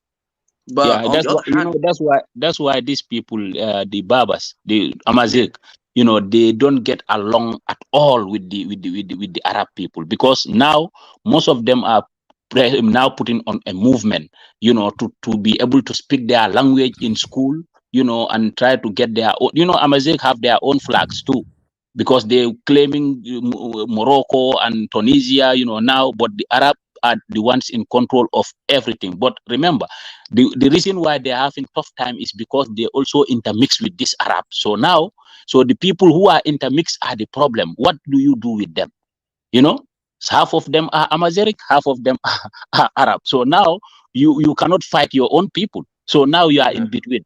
If you want to fight the Amazigh, the Arab people are there. If you want to Amazigh want to fight the Arabs, they have some cousins who are like that too. So just like in Mauritania, it's also fucked up like that. Sorry to say, but it's crazy. It's crazy. But the surnames, I tell you, this Haidara surname, find it out. Everybody you hear Haidara, they call it Sirif. Sirif mean, they are descendants of they are Arab descendants. Sirif mean leader in Arabic. So mostly they came down, they become scholars, they teach people. But these last names are basically all Arab descendants. In anywhere you find them, know that from Gambia, Senegal, Guinea, Mali, they are all Arab descendants. Okay, Yeah. that's interesting. Right. Yeah. So, What's up, quick, Negos? yeah. Salam. What's up, Negos of the Nile Negroes? No, I changed that. Yo. No more the Nile Negroes, just have the Nile.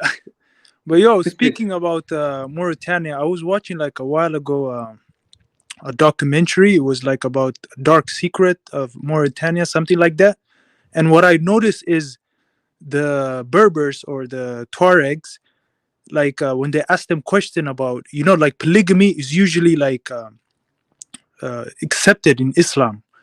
But what I've noticed is the guy there, he made it seem like in the Tuareg or the Berbers, it's like he was saying like, my wife will kill me and stuff like that. Like they don't practice it like as the Arabs. I think that's why the Arabs are, they have a big influence in, in North Africa in general, because the Tuareg are basically just not practicing.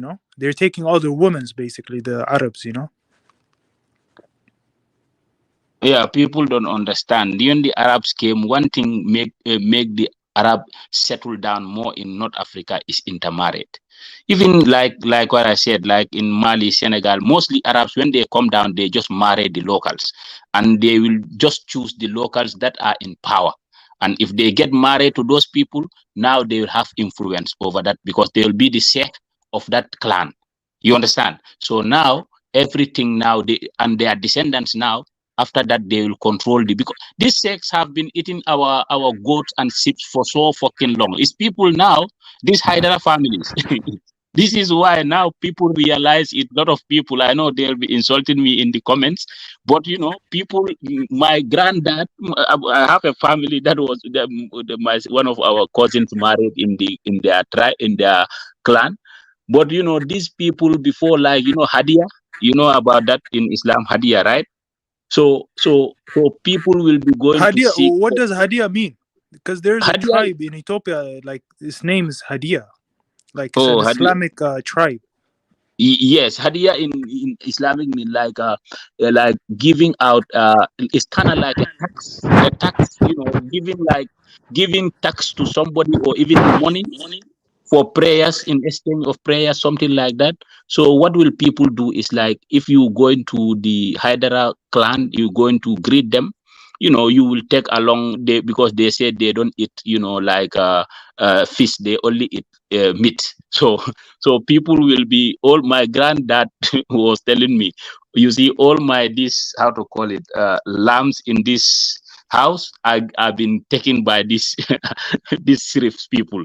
Whenever they come to greet you, you will slaughter a goat for them.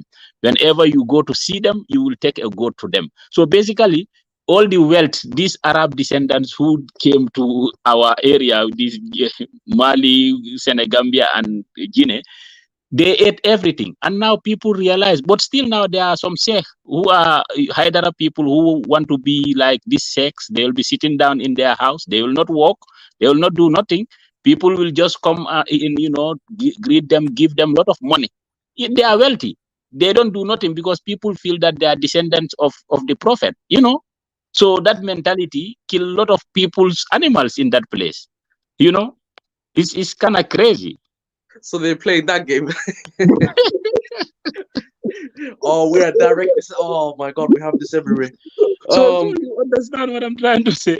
So it's crazy. Me, I feel very angry about it sometimes because even me, it happened to me because when I went to visit this Sheikh Hydra, I will not say the name, Burfoot. So I went there. So this guy tell me to buy I have to bring a lamb. I bought that lamb. I went to the ranch. I bought a big lamb. And he told me that okay, you will leave it here because I have to slaughter it and share it among my talibes, like my students, the Arabic students who are in that place. I said, all right. So I thought you will tell me to take this lamb and kill it and give it as sadaqah, but now you say the sadaqah itself, it has to be killed in your own house. So you see. So if you go to this Hyder's family, you will find a bunch of animals people bring and tied there just for hadia. It's crazy, and up to today they are doing it, and I hate that. It's terrible. Because they just fool people. Me, that's what I believe. They just fool people. Ancient world and now is different. Maybe your descendants are from Arabs because these people who came to fight, bring jihad. Okay, when they came in, we understand your descendants from there. But those are, hundreds of years ago, up to today. Even there are these little kids who don't educate nothing. They don't know a lot of. They don't go to deep education in Arabic studies. They will just be sex, just like that, and you will be giving them hadia. And I don't get that. And they'll be chopping, they'll be doing good, but they'll not be walking. They don't walk, they don't do nothing basically. They just sit down, put on their big gowns, sit down at one place. People will be coming, seeking prayers from them. They will pray for people, you'll give them a lot of money, goat, sheep, they are just people build good houses for them.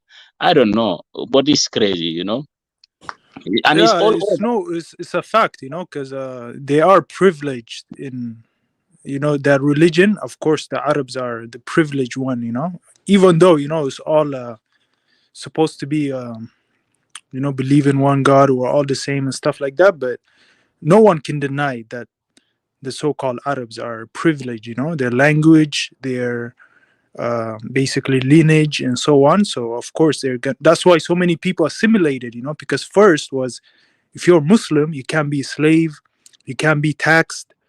Then when so many people became Muslim, then it's like, oh, if you're Muslim and Arab, that's why so many people assimilated. Like earlier you guys were saying in Sudan, like you could tell, like real Nilots, they would tell you Nahna Arab, like they feel pride. Like you could look at them like they're not Arab, but they will tell you, like, because there's something that comes, like just they feel the privilege, or just they feel like it's an honor.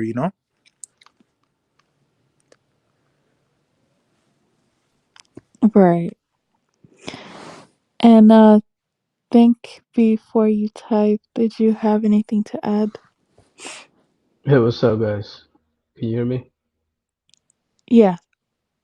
All right. Yeah, what's going on, guys? I don't know what the subject is about right now, but just based on the title of the video, I only have a few minutes. I gotta get back to work and do a few other things, but couple of things. So a question that everyone should be asking themselves, especially, I know the title of the video is like, what are sub-Saharan races towards like North Africans, right? Or I think an earlier statement, and a lot of people have noticed that people in the sub-Saharan, they tend to think people in North Africa are not Africans. That's something where I'm pretty sure like everybody even hears about it, right? But in actuality, if you actually look at the etymology of the root word of Africa, it comes from North Africa. You know, or it's a reference to North Africa, not just the entire African continent, where later on it was adopted by the African governments, you know, later on. But originally, the word, there's a two theories where the root word of Africa, the word African or Africa, comes from.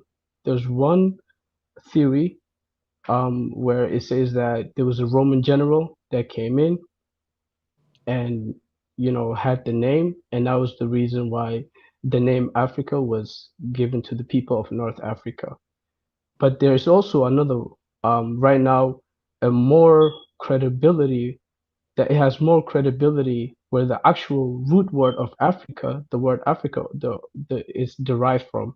So there is a Libyan tribe that existed a long time ago where their name was Afri or Afrik. That was, and when the Romans came and they came into contact with this tribe in North Africa, that is when they end up like referring to the land in North Africa to that's where the name comes from.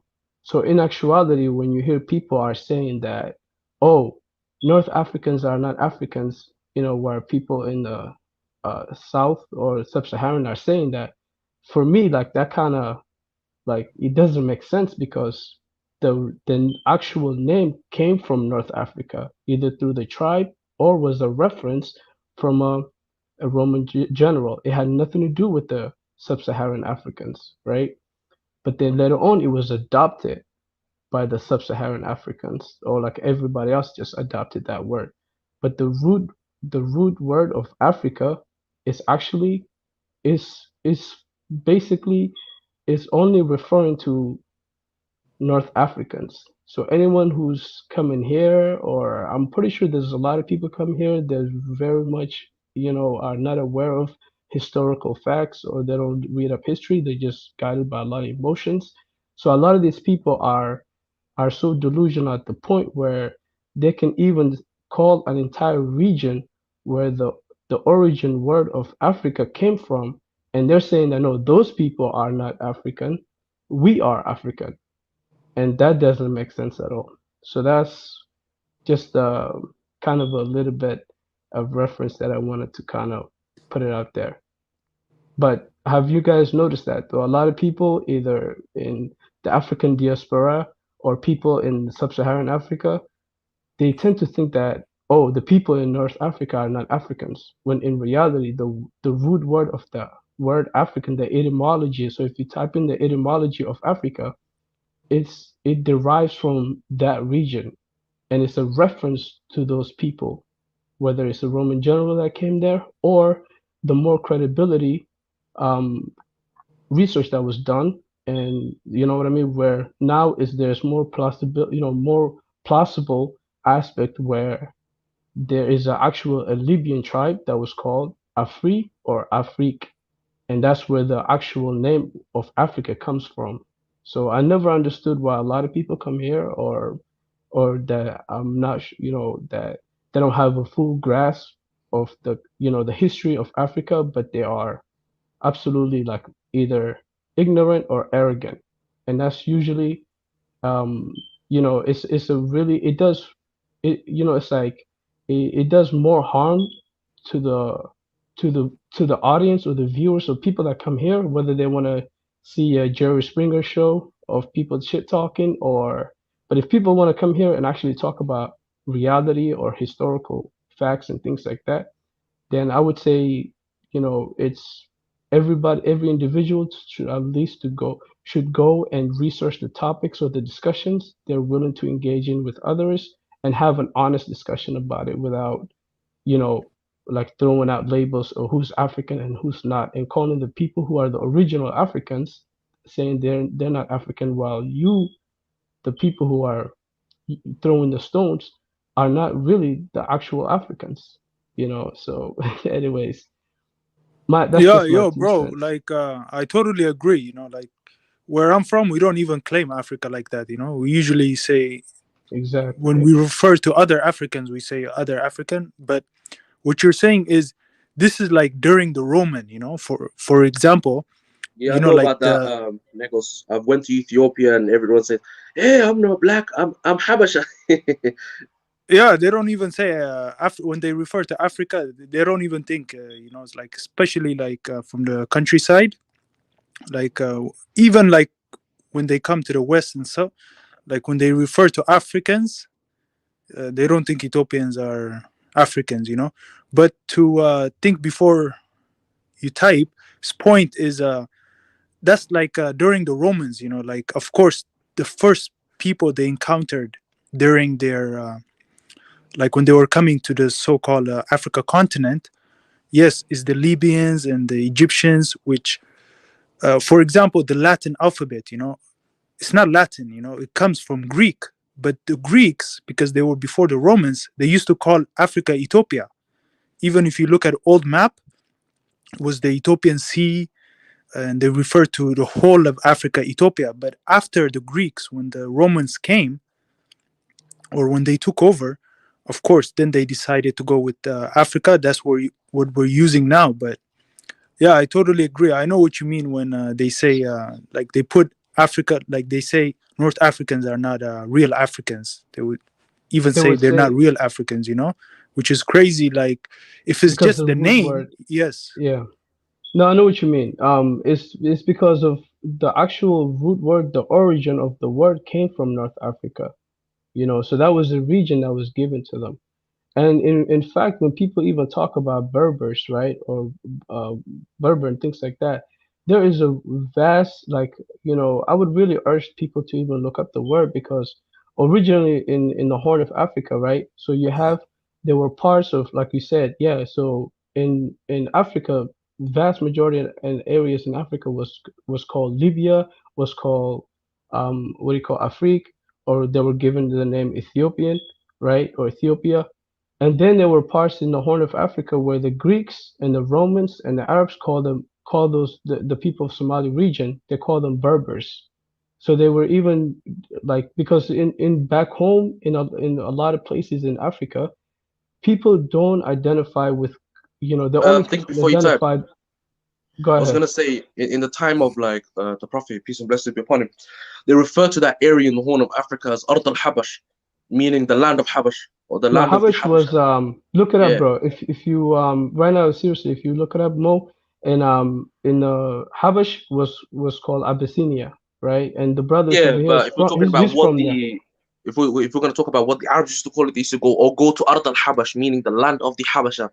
That's what they used to Yeah, refer to that region of the Horn at that time, but in the anyway. Somali regions, in the Somali area, it was they called it. Look up the Romans, the Greeks, and what do you call and the Arabs, right? In those times, at that time, the Arabs would call it Bilad al-Barbar. So if you type in Bilad al-Barbar, for example, Bilad al-Sudan, that means land of the blacks, which is Sudan. That's where the name comes from. Bilad al-Barbar is the land of the Somalis. So Yeah, I the heard about this No, before too. because Even there's Somalis a look. Berbera port, yeah, and basically, that's that where the leaves a Berbera hint, port. Yeah, exactly. And the Berbera port and upon and Punt and all these areas were always classified as like different from others, but they were all like the history was always there. It's just that a lot of times when the Greeks came in, they would call it but say the Romans would say Berbera, the Greeks would say Berbera, The Ottomans the had Arabs. another word. The Ottomans again, they took part or they took control of when they had two cities. They had Zayla and they had Djibouti city, and they had a specific name for both, which I will get out right now. Yeah, you could look it up, but the cities were always Somalis. But just I'm looking up, like, I urge everybody to really look at the etymology of root words. So anytime you come across any words that's referred to a collectivism or collective, whether it's a region, whether it's a country, or a specific tribe, or whatever it is, if you go back to the root words, just type in etymology and type in any root word, and you will come across and you will see that the origins of it, from both from like foreign sources as well as the people that live there.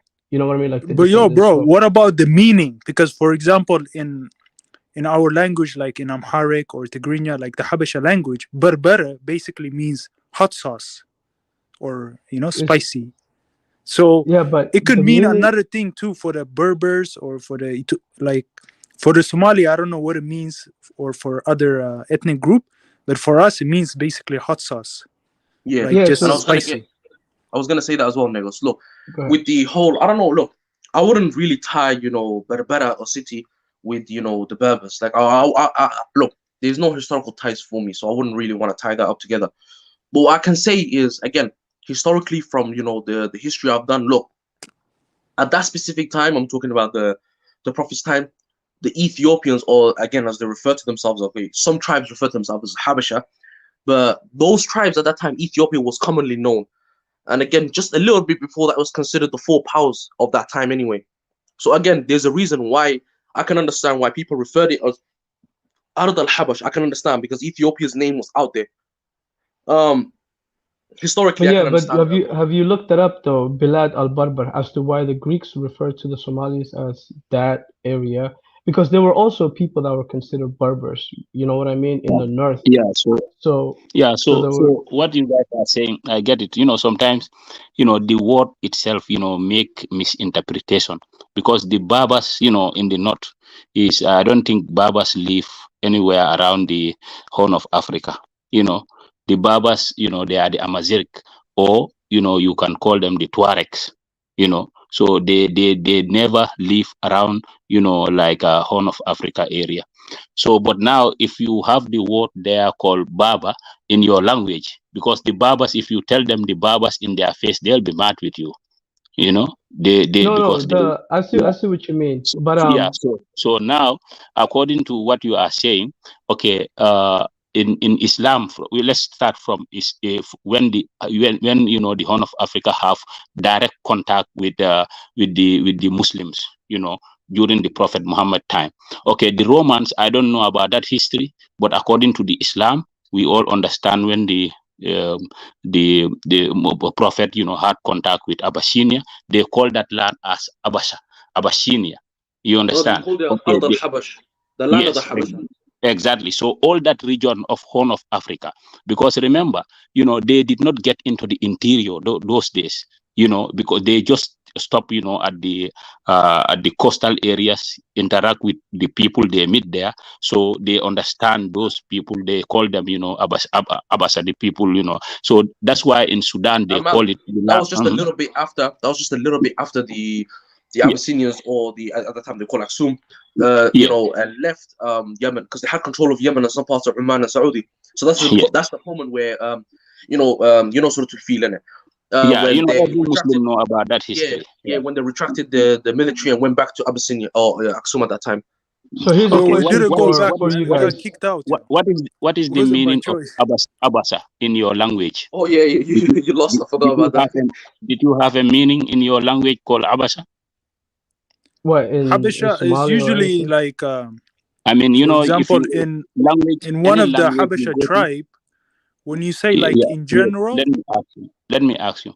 So, in any language, the people of that, they name themselves after their one word in their language or something, So that's why I'm asking you, do you guys have a name meaning? Because I know some Arab are claiming that they gave that name to the Habasa people.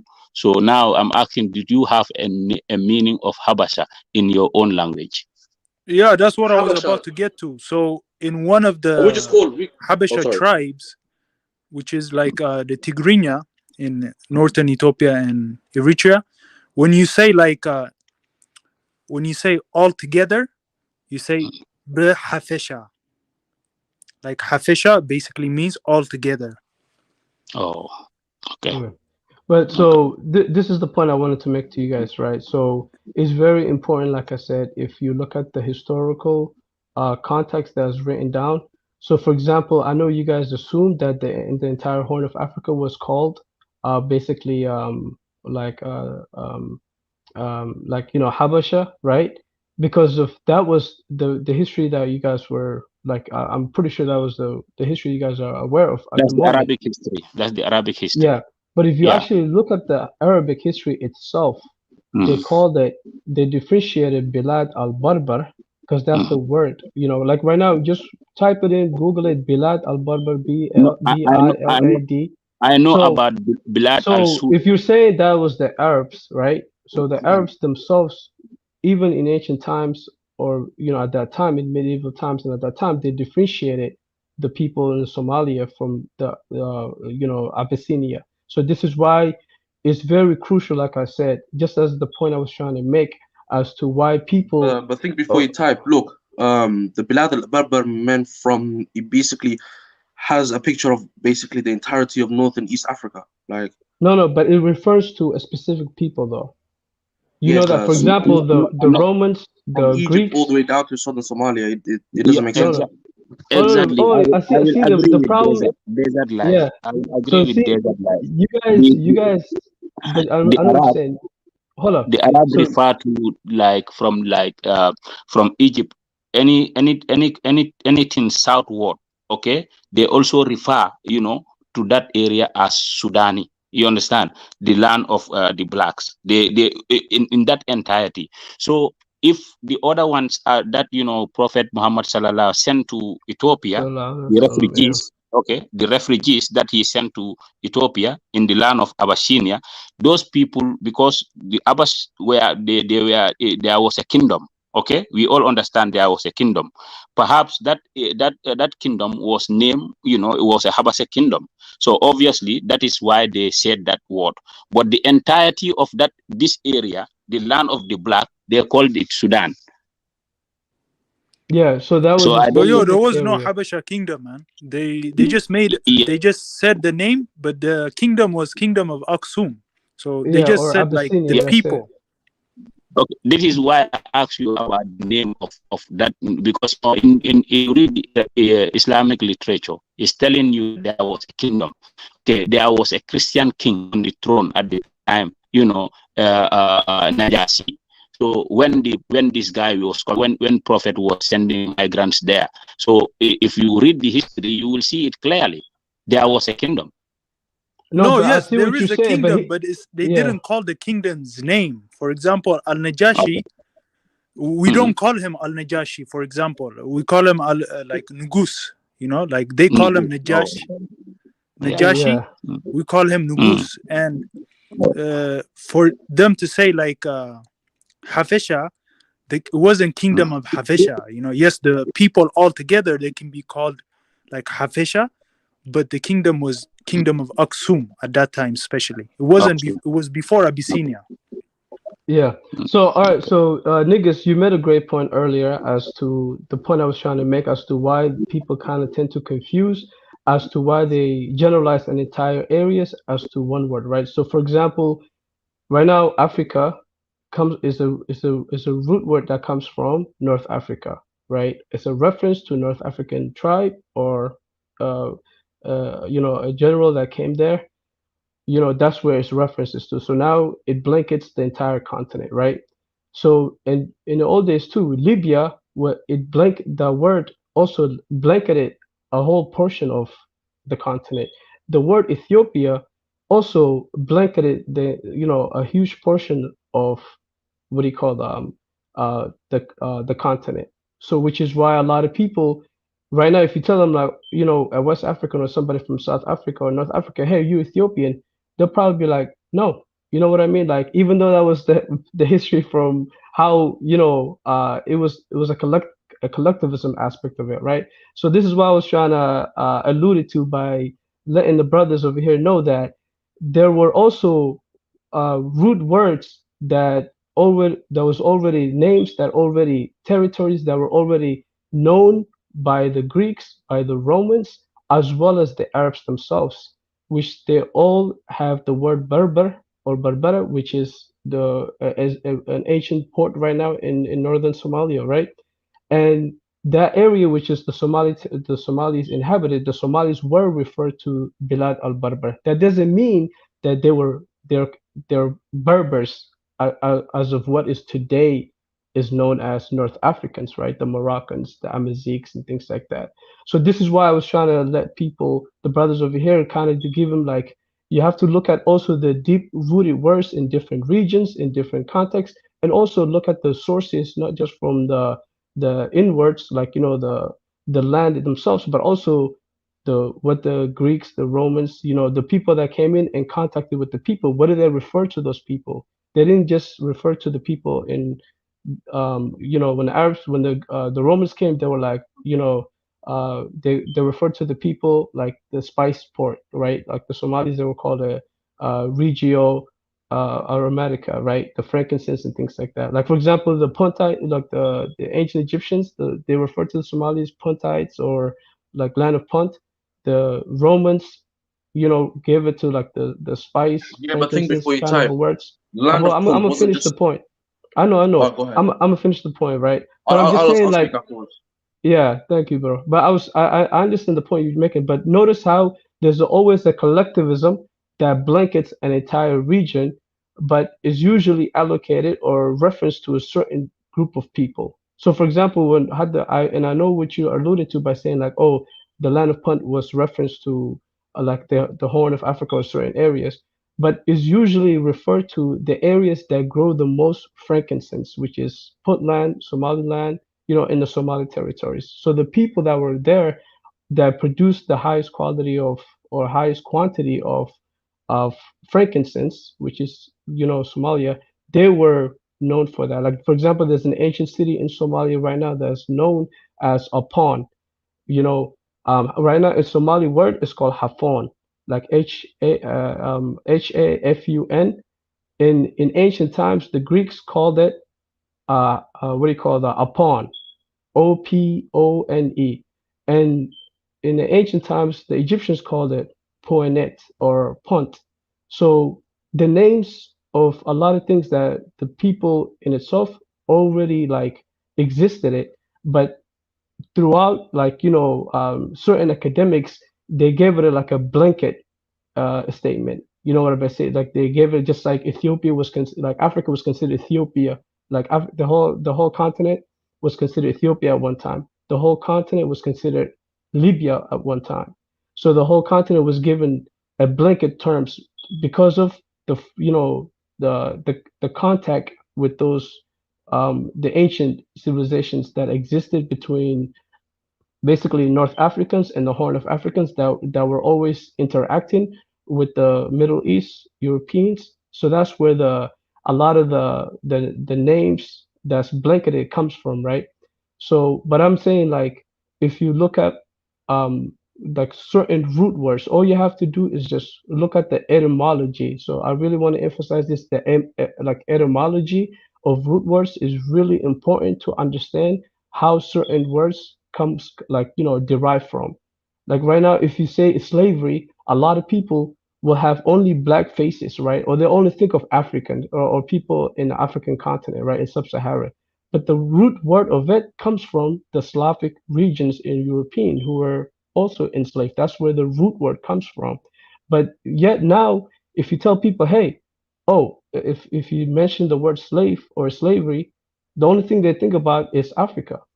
So it's like, so my point I'm trying to make is that like it's really important to look at more like deeper into the subjects so you can differentiate because in the Horn of Africa, nigga said it earlier, and I'm pretty sure you know it, Mo, right? And a lot of people in the continent itself, a lot of times people only go by their tribe or their ethnicities. In terms of color or even in terms of blanket statements like Africa is very rare. Like people don't even go by that. They only go by like, hey, you know, whom do you descend from? Like back home in Somalia and other regions, if you go there, people will only ask you, who do you descend from, right? Like, what is your tribe? And then that's how people identify us. Like that is the tribe is what like basically exists in the continent of what is now known as Africa.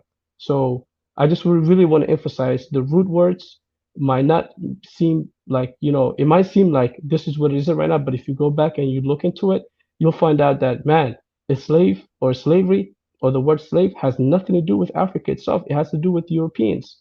the word Roman, or what do you call it, Africa itself, has nothing to do with sub-Saharan Africans, right? It has to do with only North Africans. But yet people will take that, they'll take the slave word, and they will only implement it, or they'll only see it through the eyes of the last 200 years, right? Or so, within what happened in the colonial era in Africa. And the word Africa, people will take that away from the people of North Africa, and they will take it upon themselves in the sub-Saharan Africa and be like, hey, we are the real Africans, the North Africans, where the actual root word of Africa comes from. We're not even going to apply that to you.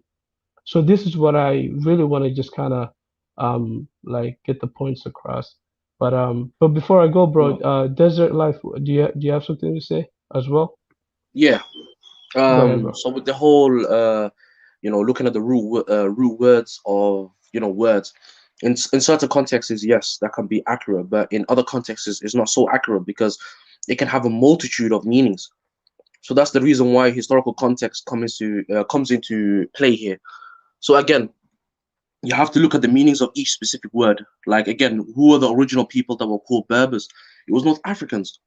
I mean, of course, there were probably some contacts throughout time in history between the North Africans and the Horn of Africans, but the original word originated for them through Romans and Roman expansion, just like how they went into Germany and classified the Germanic tribes as, very savage people in, not just their everyday practices, but through their everyday life and in interactions as well, and their way of life.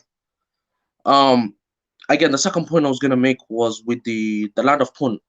Again, if you most historians came into the conclusion, again, because frankincense can be found everywhere, but large amount of quantities of frankincense, of course, can be found in Somalia. But again, who not produces exactly. the highest? Wait. But again, not. But that's the thing. That's exactly the thing. There was no. If you're looking at it from a context of history, there was no Somalia back in the day. So again, and yeah, that's why I said, bro, like land of Punt, Berbers, and Somalia. Look, I was gonna finish. Look. Yeah, my bad. And with the context of there was no Somalia back in the day, and Ethiopia wasn't the size it was today. Like it had a smaller fraction of its land, and it ruled there because there was other tribes ruling the other parts of Ethiopia. Again, the maps of today make no sense for people to correlate and say that this belongs to this. No, it doesn't. The entirety of the Horn of Africa, including Yemen, was labeled as the land of Punt, because frankincense can also be found in Yemen too. With the whole with the whole historical context, many people or many travelers back in the day, when they came into Africa, the first people they made contacts with, once they learned the tribe name, that's how they refer to them as Africa. In certain contexts, that can be said so, yes. And there was a brother who made a comment in the comment section. I'm just gonna try and find where was it? Yeah, I can't be asked to find it. But there's always, you have to, if you look, the word itself has no meaning if you don't put historical context. The words or the root origin of the word, you always have to put accuracy to the test, thus using historical context.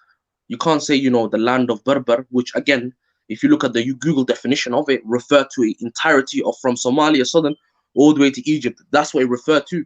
And you can't say then the people, no, because Somalis didn't inhabit the entire population of land. It doesn't make sense. There's historical context that have to come into play. At the same time with the Arabs, right? And I'm glad you brought this up. So at the same time you brought that up, if you're saying like the entire was an entire area that was referred to it, right? Just like as you alluded to saying that Punt can also refer to many places. What you have to also understand, which is, I'm glad you brought this up, bro, is that for example, Punt is only known as, like an area that produces high quantity of frankincense, right? And no, it refers to the land of God. It has nothing to do with frankincense. No, it has everything to do with frankincense, bro. No, the meaning of Punt is the land of God. That's where the original Egyptians come from. No, I get that part, but I'm saying that what was the main reason why the Egyptians end up going to that place? It was to see their ancestors, to see their gods, to do some trade. Ivory, no, frankincense. It was not just Yeah. frankincense. But no, the most valuable thing if you can look it up, bro, right now, this is really important. This is why I want to emphasize. Every ancient civilizations, they value frankincense. Is one of those like in Somalia it grows, and is abundance. The only country that produces over 90% of the world's is comes from Somalia, right? So the Egyptians is not only there's the ancestry, they had an ancestry with the Punt, but also they also seeked out to the frankincense, specifically frankincense, because it was one of the most high quality values, like valuable in ancient world. So if you look at Upon, the ancient city of Upon right now, right, Hafun, Ras Hafun in Puntland, you had every civilizations around the world was trading with them.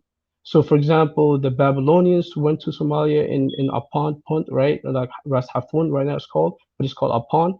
And who else? The Egyptians, the Phoenicians. What do you call you can go a whole list of it, right? Every civilization was going there because it was the most valuable commodity at that time. When the Romans came even and traded in Punt in that area, specifically, I'm saying like where they produced the highest quantity in Somalia, in that area where they call it Regio America, right? The land of spice. They would take that same amount of uh, a small amount of basically frankincense, as when they trying to trade it, and the further they go up, it would cost more and more until it would go to Sicily in Italy, and it would be the equivalent, the value of like 100,000 of what is today, just a small amount, right? So in back then, what was the Egyptians, what the Romans, even the Catholic Church today, right? Somalis are 100% Muslim, right? But the Catholic Church, over 90%, over the vast majority of their like frankincense, they get it from Somalia. They don't get it from anywhere else. And one of the Who gets reasons over is 90%? the Catholic Church, the Roman Catholic Church in Rome right now. They Yes, get over, but the and research the says reason here why, that it gets it from they get it from the bro, entirety of Horn of Africa, including Yemen and Oman. I'll no, no, send you the no. research.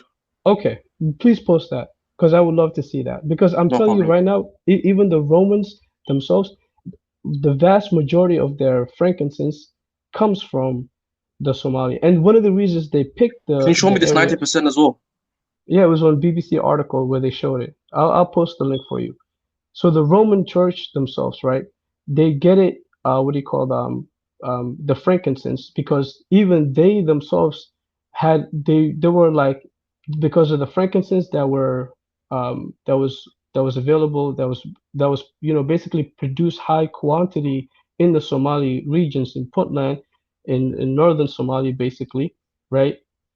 They would actually, it was viewed at like, there's actually even reports that was also indicates that saying like one of the three kings, when they gave it to Jesus, right, when he was born, and gave it to what do you call like they brought gold, silver, and frankincense. The frankincense came from the Somali area, right? The Somali regions, from the Somali people. So if you, right now, the Roman Catholic Church, their history goes back to the Roman times, right? Because that's where it was. And the Romans were getting a huge quantity of, and the reason why they called it the Somali area as Rio, what do you call it? Rio, basically Rio Janeiro, like Aromatica. And the reason why they would refer to that is because of the spices, right? The frankincense, the things that were that was being traded in the ancient cities of Somalia, in Berbera, and Apan, specifically Apan was known for that. So Think the before your point time, where I'm do you get this information from? I'll post the link for you right now. Oh, by the way, Yeah, guys, what do you guys call frankincense in Somali? four, Fah? yeah. Yeah. Okay, it's different than ours. Ours is itan. Like itan. Oh, Dep- on it. Yeah, Look, I was gonna say, yeah. We in we call general, it four. look, I was gonna say in general, like with the whole Roman thing, I'd like to see that. With the ancient Egyptian thing, I know for 100% from studying this deeply that they never just went for frankincense. and frankincense wasn't their only priority when they were doing trade with the land of Punt. They looked at many other things that they were looking for at that time. They were looking Well, for I'm surprised, myrrh. brother. Well, to be honest with you, I'm very surprised because I know you're Somali, bro, and I know I don't want to get pull your Somali card, but that is one of the most valuable things back home. Like Somalis value camels, we value a lot of things, but frankincense is literally very like valuable to Somalis. And in fact, No, if do you you guys use it in a ceremony? Like us for Oh sure, yeah, like the Orthodox. everything. Yeah, yeah. Somali, like we have so like right now, seriously, like I'm disappointed right now because I have my place that I live in. Sometimes I would go visit my family, right? And on the weekends or something like that, and I would go and get frankincense for my mother. And I would be like, and she would get it, a whole bunch of them. You know what I mean? And then I would go on Amazon and they're selling it like insane amounts. But back home we'll get it for a really good discount, right? Or So, my like, mom obviously. what's the ceremony like? Like, for example, our side is either in the church or while we're drinking coffee and so on. So it's So two. for We use it for two, either the church or while drinking coffee. What ceremony you guys use it for? So for us, it's obviously, yeah, for religious ceremony, we use it for that as well. But also every time there's a Somalis whenever they eat a meal, like right, whenever they like when you're in the house, right, and let's just say food is being cooked, right, and the food, right, the smell could be overwhelming in terms of like all the spices and things that you're using. So after you eat a meal, all the like I remember like my mom, like my family, you know what I mean? Every time they would, the food would be finished, and then when people have their dinner or lunch or whatever, then they would take the I mean the frankincense, and they would burn it. And once they burn it, the whole entire house would smell like amazing. Like, it would have like a beautiful smell to it. So, and then you would have like your Somali tea, shah or, things like that, just to relax. Because frankincense itself has a very medicinal purposes as well. It has a soothing, calming effect on the benefits have been actually been they did some studies on frankincense and they find out like it has a really not only like other benefits as well that I can't think of right now, but you can look it up the benefits of it. But it also has like a soothing, calming effect, right? Where you become very calm. Like you smell, it smells absolutely beautiful, and and this is something that was very like valuable to the ancient Egyptians. Like this is one of the main reasons. Of course, the ancient Egyptians went there for their ancestors because there's a connection between the horn and the Egyptians, right? There's no denying that, and there's other valuable things. But the frankincense was absolutely one of the most important aspect as to why the Egyptians would go there. And in fact, one of the on the wall when the Queen Hatshepsut, when she sends a fleet of Egyptians to the into, let's just say, for the sake of to like collectivism, right? When they end up sending it to the Horn, right? The guy, the king, right? Bahuru, which is in Somalia is like Barahu, right? And he's basically wearing, he has a dagger. He's wearing ma'awis, as what we call today. You know what I mean? So if you see the Egyptians, they would be wearing like, in Europeans they would call it a kilt, but in Somali we would call that ma'awis, right? And it was like a white, you know what I mean? He has a dagger in it, and he has the queen with him, and he's basically asking the Egyptians, saying that what like why did you come here when we forsake you? Meaning, basically, like he was upset with them, right? Or so, like or God was very upset with them because of they did something that they weren't happy with it, and then they gave their reasons, and then he welcomed them in, and then everything was cool, and then they actually end up taking frankincense, as well as they literally took the frankincense tree, right? It was one of the first documented plant transportation from one area to another. So taking it from in our region to basically planting that frankincense in the temple of Queen Hatshepsut, right? So the frankincense is something that was absolutely valuable. The Roman Catholics themselves right now get the vast majority of them, and I'll post the link for you right now. But yo, when did this trade begin? Like with the Romans? This is like before the Romans. So the Egyptians, for example, before the Romans, even before, like the Egyptians, we're talking about thousands of years ago. Like right now, there is a no. I'm saying about this part when this 90% that like during when did it start? You mean like the Roman Catholic Church? Yeah. Or the Roman the Roman Empire. So there's the Catholic Church. No, for example. No, because the Catholic Church is recently, right? The Roman Empire is ancient. It's more ancient than the Roman Catholic Church. I think before you type, you're telling me from the Roman times, we're talking thousands of years ago till now, Romans have been getting frankincense from Somalis, in your words.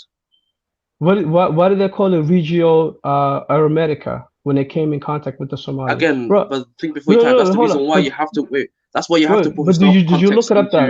Did you look that up, bro? What do you call it? Regio Aromatica. When the Romans referred to the region, look it up. You can even see the map, right? That's what they referred to the Somalis at that time, because that's the they call it like the Cape, right? The channel, the Apan area. They said that this is where the spices come from. This is where they were getting this is where they come in contact with the frankincense in the ancient times. Because even who was before the Romans, right? You had the Egyptians. So the Egyptians were already in contact with the Somalis and the Horn of Africans. And then obviously when the Romans end up capturing ancient Egypt, right? This is a well-known. Actually, even before the ancient Egypt, it was the Greeks. So you had the Egyptians that was in contact first with the Somalis, and then you had the Greeks who occupied ancient Egypt and had a contact. Think before you type. With Somalia. You understand the point?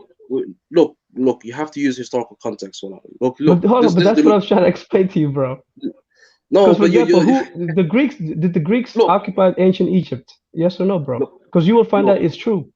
And if they did occupy, that means I'm talking about. Look, you'll see where I'm getting to. Look, with this whole, look. First of all, I want to see the fact that Somalis. I'd like you to show me that, or send me the link with the Somalis trading with the ancient Romans and this trade with frankincense. I want to see this. The second point I was gonna make is again, I've studied the land of Punt very accurately, and again, there is no classification that it was just one group of frankincense was the only thing that mattered when it was a place of worship for them to go back to the land of Punt. Again, till this day, very disputed, and nobody can really come up with the idea of exactly or pinpoint exactly where the land of Punt was. And it states again, ancient Egyptians trade record. Again, this is a record that's been. I'm sending you the link as well. Ancient Egyptian records, or the trade record from that back then states that they used to go to the land of Punt for gold. They used to go there for raisins, blackwood, ebony, ivory, wild animals, and they used to go there for frankincense. They never had. There was no historical description of one trade record being very valuable above the other. Again, if you want to talk about historical context, if you want to make an argument for what was important, is actually their worship, because they would go to that land for worship. So you can make the argument that it was actually more for worship than anything else, and trade was just a second bargaining. Bro, but have you noticed though? Have you noticed the Queen Hatshepsut, the prayer she made? I'm going to finish off. Look, in general, like if you wanna talk about again where historians, people that have studied this into a deeper context, they've all come to the conclusion, because there was no conclusive information or conclusive evidence to suggest one state or country being above the others in terms of pinpointing the location of where the land of Punt was, and that's why they come up with the idea that it could be, again, it's somewhere down that the Red River. And they say that it can be, again, and he says that it could be Somalia, it could be Ethiopia, it could be Eritrea. Some even argue that it could be the bottom of Sudan, or not South Sudan, but actual Sudan, the southern part, because again, they have a lot of frankincense there. Yemen, Oman, there's a disputation. That's why they circled that entire region and said this could be the possible region of the land of Punt. There is no conclusive evidence that one tribe or one people are again trading, or one group of people have more of a link to the ancient Egyptians, which is again inconclusive because nobody really knows. That's why people always make the small arguments. But look at this word. But look at that word. We're the same, so we're the true descendants. It's just more of sounding like a hotep than anything else. So for example, right now, what you get into, right, is that there's a civil war that's been going on. Go ahead. I was gonna finish the point. Look, this land of Punt in the entirety of Horn of Africa can claim it, and nobody can tell them they're incorrect because again, the conclusive evidence is it's from that region, including Yemen as well. So somebody can say that it comes from this. Again, you could say South Sudanese people. They can point out words that are very similar to ancient Egyptians, or say that okay, we have a lot of frankincense. They could have come to us as well at that time because Punt was a massive stretch of land. They can make the argument, but nobody can tell them they're wrong because it could be possibly true, scientifically speaking, if we're speaking on accuracy. So you want to put that to the test? Let's put it to the test. And the whole accuracy of the land of Punt was, again, it doesn't mean frankincense. I think you're trying to suggest that it was only, or the main focus was frankincense when it wasn't. Did I say it was frankincense? You said that one of the main important. No, it's not. It's not even one of the main. No, but did I say it was the? No, but you said no. I'll repeat what you said. You said one of the main importance was frankincense, which I heavily disagree with. I said one of the valuable things they value. I'll explain why.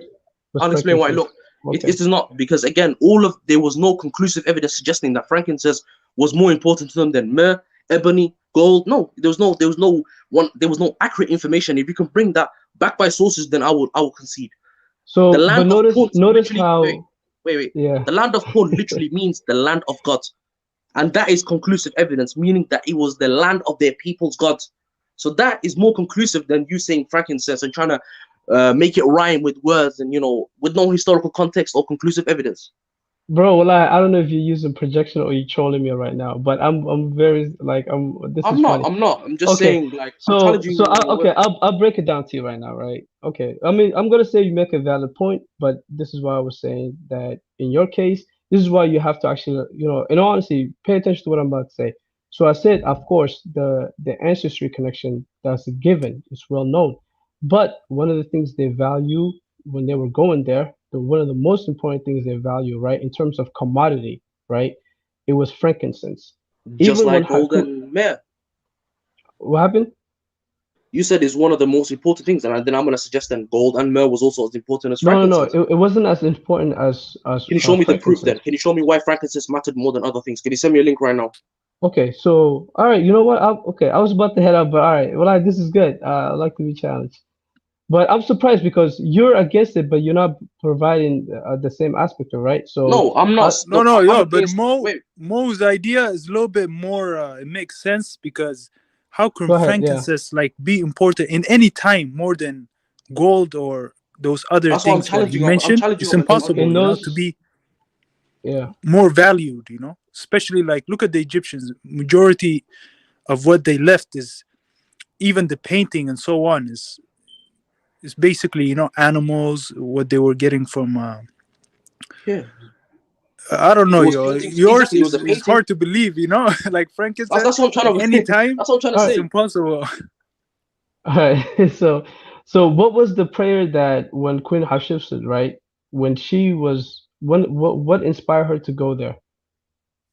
Land of the gods. I think that's in the name. Well, did you read the context in the temple, right? Did you read when she was talking about when she was speaking with Amun? Did you read that? And where I'll read it to you, right? Is it backed by historical context? What you're reading on the back chat as well. That's what I want to see. That's what I'm about to do right now. Information. No, that's what I'm gonna do right now. Seriously, because like I said, I definitely don't mind. I'll post it up for you guys. Because this is new to me, Same. I like everything backed by historical context and actual evidence. Like I said, when I said, for example, when I said Africa, right? When I said Africa origins comes from North Africa, right? That was the factual statement. And you can look it up. That one, I agree. And I told you can look it up. But the thing is, I'm the one that was providing you guys those contexts, right? So I've heard it before too. No, it's not just about her. That's why I agreed. But so this is what she this is what she said, right? I posted it over here for you guys, right? Said by Amon, like, and that's the book, right? The Tomb of Hatshepsut, right? It was written down page 28 to 29. Said by Amun, the lord of the thrones of the two lands, come, come in my peace, daughter, the graceful who art in my heart, king of Matkadi, Hatshepsut, right? I will give thee Punt, the whole of it. I will lead your soldiers by land and by water on a mysterious shores, which on the harbors of incense they will take incense as much as they like.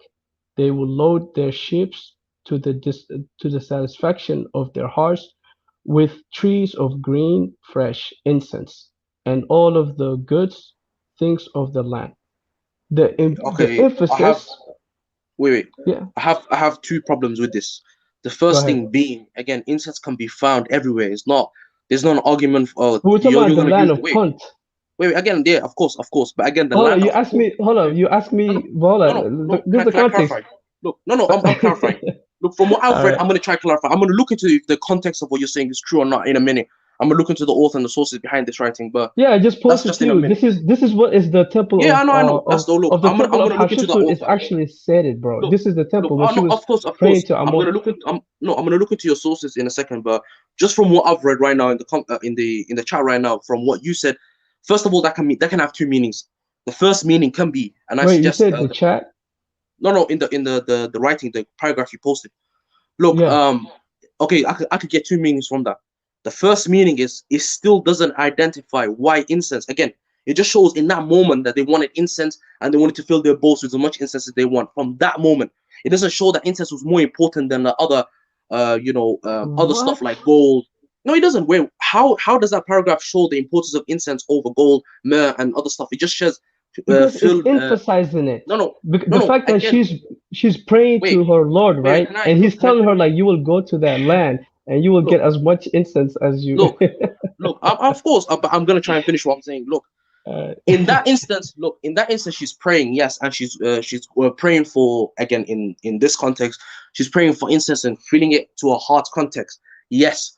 But again, it doesn't show why incense. Again, it doesn't say no historical context, no backing, no sources, no nothing. It doesn't show that incense is more important than gold and myrrh. It doesn't show it. It just says that she's praying to her God and she wants to fill incense. Just like, how do you know that the day before that she never prayed to her God and filled it with gold? It doesn't show the importance why incense is more important than gold. I'm sorry, Wait, that's not proof. hold on. So if gold was more important from your perspective, or whatever it is, right? If something else, other things was more important than, then like the God she's communicating with, right? It's not saying that go to that land and get more gold. He would have just said like, hey, go to that land, get the Again, it just gold shows on it. but that's why I said in that But the context. emphasis. How no, but look, no, that's my point. You're just trying to emphasize one paragraph that she said at one specific moment. No, this is the prayer, bro. That's what I'm saying. Okay, how about you're trying to emphasize a prayer that she said at that one specific moment? There's no prayer again. What? No, Oh man, look, all right, no. man, Think no. before you type. Look, no, you're using weak arguments. That's not historical context. No, That's you not asked proof. me for a proof. I proved it to you. Now you're backpedaling about something Am I else. I mean, I backpedaling? don't I'm not. understand. Okay, I'm but not. can you prove? Okay, so now you asked me to provide evidence. I provided to you. That's So not now can evidence. you? But hold on, listen. I provide you the source, right? The source you Wait, asked 2 seconds. for Give me 2 minutes. I'm gonna look into the source. it. All right, but in the meantime, while you're saying that, I'll get back to the other aspect of it. When you were saying like as to why, sometimes people are saying like, why they assume like it's everywhere in the Horn and not particularly in Somalia, it's because Somalia for the last 30 years or so has been very turmoil. Scientists and researchers cannot actually go there to do research, right? To see a lot of it's one of the most isolated countries in the world, and it's the most probability which a lot of the science, a lot of the archaeologists, the Egyptologists, a lot of them, they do acknowledge that, even though they gave it a blanket statements, right? So the reason why they haven't, they cannot pinpoint it is because the only land in Somalia that, and the only area which has the most potential of where the land of Punt is actually can be verified is in turmoil. It's been in civil war. So for the last 30 years or so, right? So since that's the case, and researchers are not going there, so they only can generalize it by saying like, oh, it could be over here, it could be over there. But till this day, even when there is so much chaotic things that's going on in back home, Somalia still produces the highest quantity of frankincense to the world, right? There was While I'm a searching, can you show me the 90% incense to Roman or Roman Catholic churches? Because I still want to see that. yeah. So the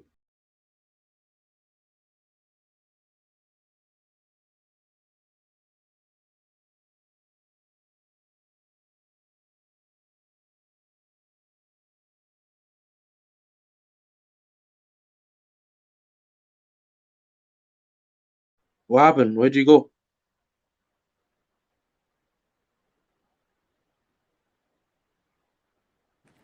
I don't know, man. You gave him a hard question, yo. You've been saying that since earlier.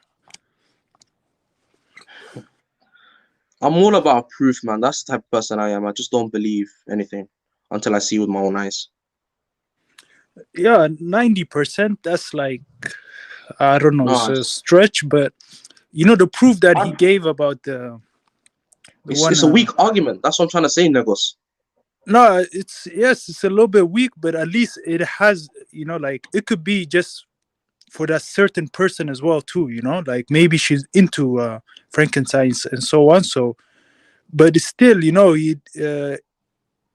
we can consider it valuable just because, you know, but not as valuable as those other things. But it is what it is, yo. It's not that deep. Yeah. Like even people in the comment, I was laughing reading, yo. They're like, stick to the future, you know, because we'll be living after past, you know, for too long, you know. Imagine the Greeks, you know, like them thinking about the past. They're like, oh, we were like this, we were like this. But now if you look at them, they're like a population of 10 million, man. Nothing. Like they're like the weakest. It's embarrassing, basically, you know. So Think before you type. You can post it in the public chat, and I'll copy and paste it to the private chat so I can read it and show it to Negos of the Nile. Oh, now you changed his name to Negos of the Nile. But yeah, you can post it to us in the private chat, since you're in the private chat as well, and I can read it, and you know, Negos can also read it too if you want to post it. yeah, people keep saying go to the main topic as well too. Yeah. I don't mind talking about the main topic. Yeah. Yeah, North Africans. I don't know, man. Yeah. It's the crazy thing about them is they have one of the best histories in the entirety of the world. If we're looking at our context, they have, you know, civilizations that predate a lot of other civilizations. They have people that, you know, had interactions with, you know, very old civilizations. There was a book that I read not a while ago. I think he was talking about North Africans interacting with, you know, people like, you know, the Sumerians, and that's a very long time ago. You know, the Babylonians, we're talking 5, 6, 7,000 years ago. But yeah. Also, have you seen it's like the Egyptians, the Book of Gates, something like that, where it describes the like basically like the races of you know, basically the Egyptian race, the so-called black race, the Asiatic race. And when they put the Libyans, if you look at like, just search it up, Book of Gates, something like that, search it up. But when you see like in the painting, when you see the Libyans, like basically the the Berbers, they were like lighter than the Egyptians, you know, like the Egyptians, they were like brown. They put the Nubians like as dark skin, the Asiatic as a little bit brown, but they put as the North Africans, like the Berbers, or the Tuaregs. I forgot, someone in the comment kept saying don't call them Berber, but they put them like as, you know, like white with tattoos. Yeah, with tattoos. Yeah, so that was interesting to see. Like, to say That's people, actually, you know, they change over time is not really, because you know, they've been like that for a while. Especially having like noticing the tattoos, and they were basically different than the Egyptians, you know, and the Egyptians are considered North Africans. Yeah, I just seen it right now. Like, they're very, very, very, very, like, I mean, they're white. Especially compared with the Egyptian or the Asiatics as well too. That's an interesting one, I swear. But yeah, bro, like it's interesting with this whole book of like this whole book of the whole book of Gates and the whole ancient I'm talking like ancient. Oh, he just sent the log. Okay, give me 2 seconds. I'm gonna read this thing before you type just sent. Yeah, I'm gonna look at the comment here. They're saying they're talking about Habesha, talking about AM fell asleep for some reason. Yeah, I think before you type, I think you guys bored her to sleep or something like that. You know, we went off topic. And let me see who's there. You al Asfaha, something like that. Habesha brother. He should hop on, man. Who? Thingy. Yoel? Thingy. Yeah. Yoel. Yeah, I don't know. I don't How do you think I guys say it? remember You guys speaking say to him. Yua. Yeah, you guys say Yua or Yual. Yual. Okay, that's how you say it. Okay. I mean, I said it. Yeah, that's what I said anyway. I said Yual as well. I thought because you said Yua, and I thought you never added the L. Yeah, I think it's biblical. Yeah, because he's second, basically his last name, or it doesn't say 90%. It doesn't show 90% with your argument. There's no, again, I never read it properly, but I skimmed through it and it doesn't say 90%. this guy's like, you guys never talk about the future and solutions only 1 billion years ago. The future is still, because look, with still to come. So exactly, and we think before he types argument, it was 90%. He said it with 100% belief in what he said, and there's no context where he says 90%. So where did he get it from? 90% think before you type. Now you change it to mostly. Mostly can mean anything. 60%, 50%, 70%, 61%. Where do you get 90% from?